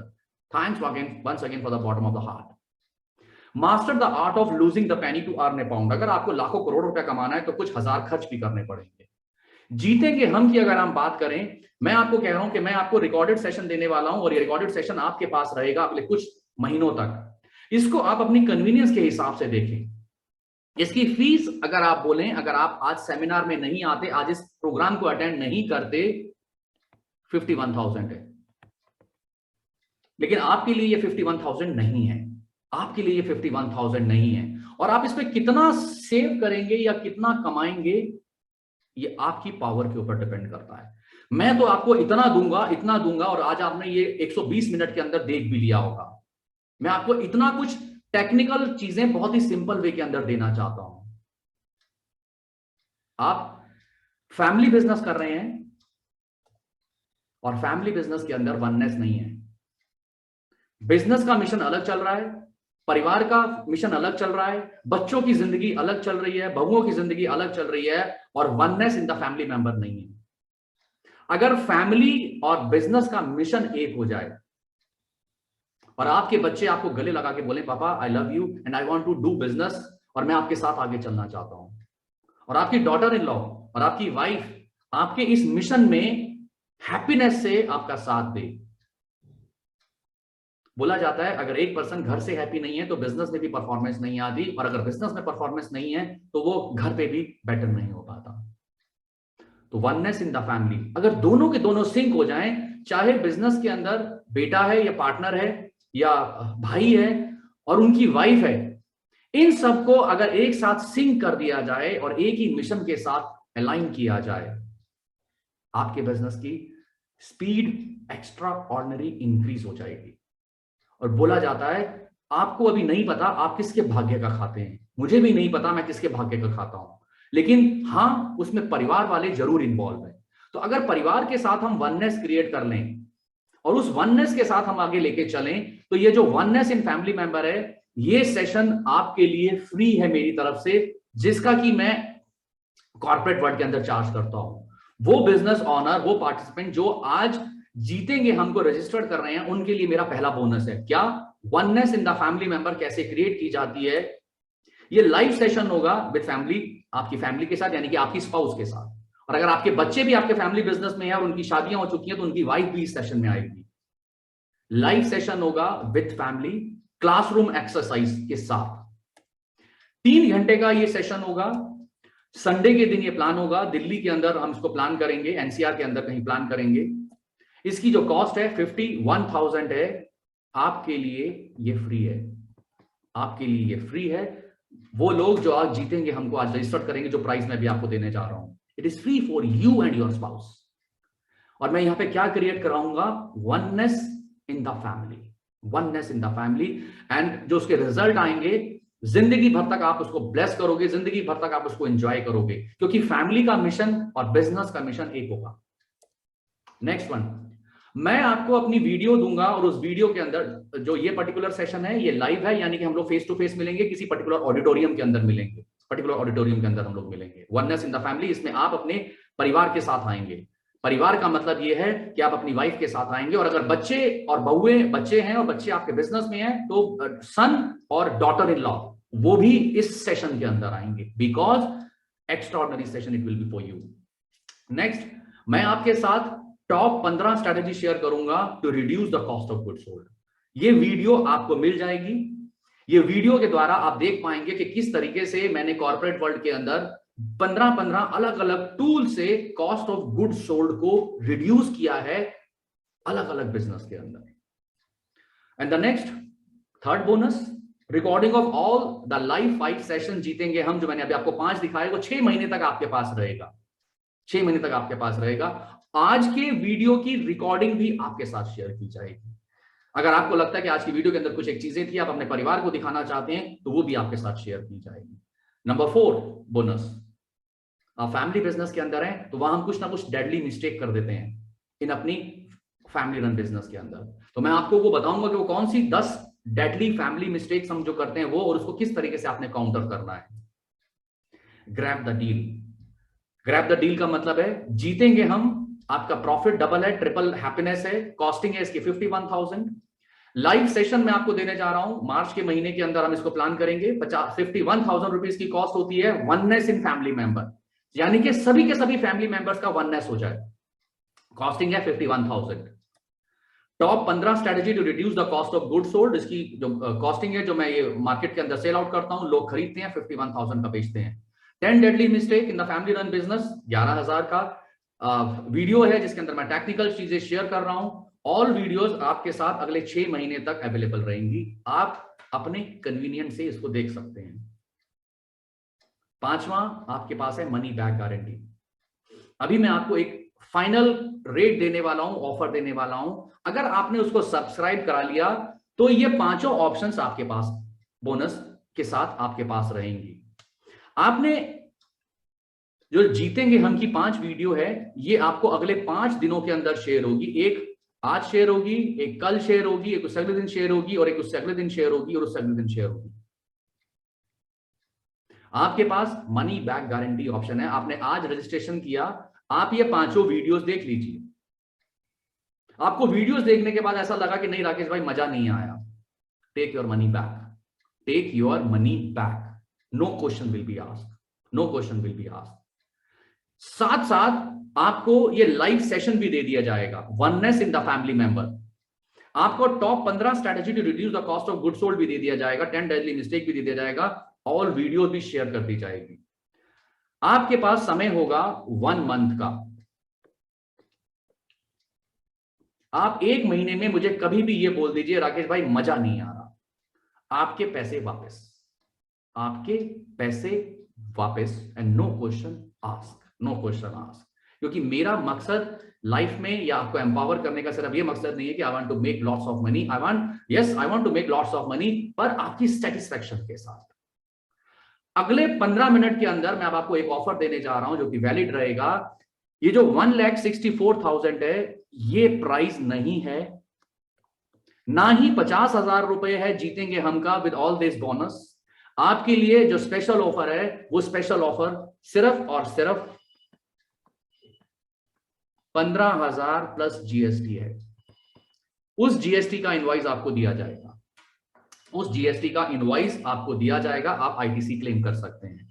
जीतेंगे हम की वीडियो आपके साथ डे 1 की वीडियो आज ही शेयर कर ली जाएगी, सेकंड वीडियो कल शेयर होगी, और जो 15 strategies to reduce the COGS, 10 deadly mistakes, ये वीडियोस आपके साथ आज ही शेयर हो जाएंगी, आज ही ये सारी वीडियो शेयर हो जाएंगी। जो हमारा लाइव सेशन होगा oneness in the family member, वो हम मार्च में करेंगे, उसकी डेट मैं आपको डिसाइड कर दूंगा। ऑल ओवर इंडिया से बहुत सारे लोगों ने आना है।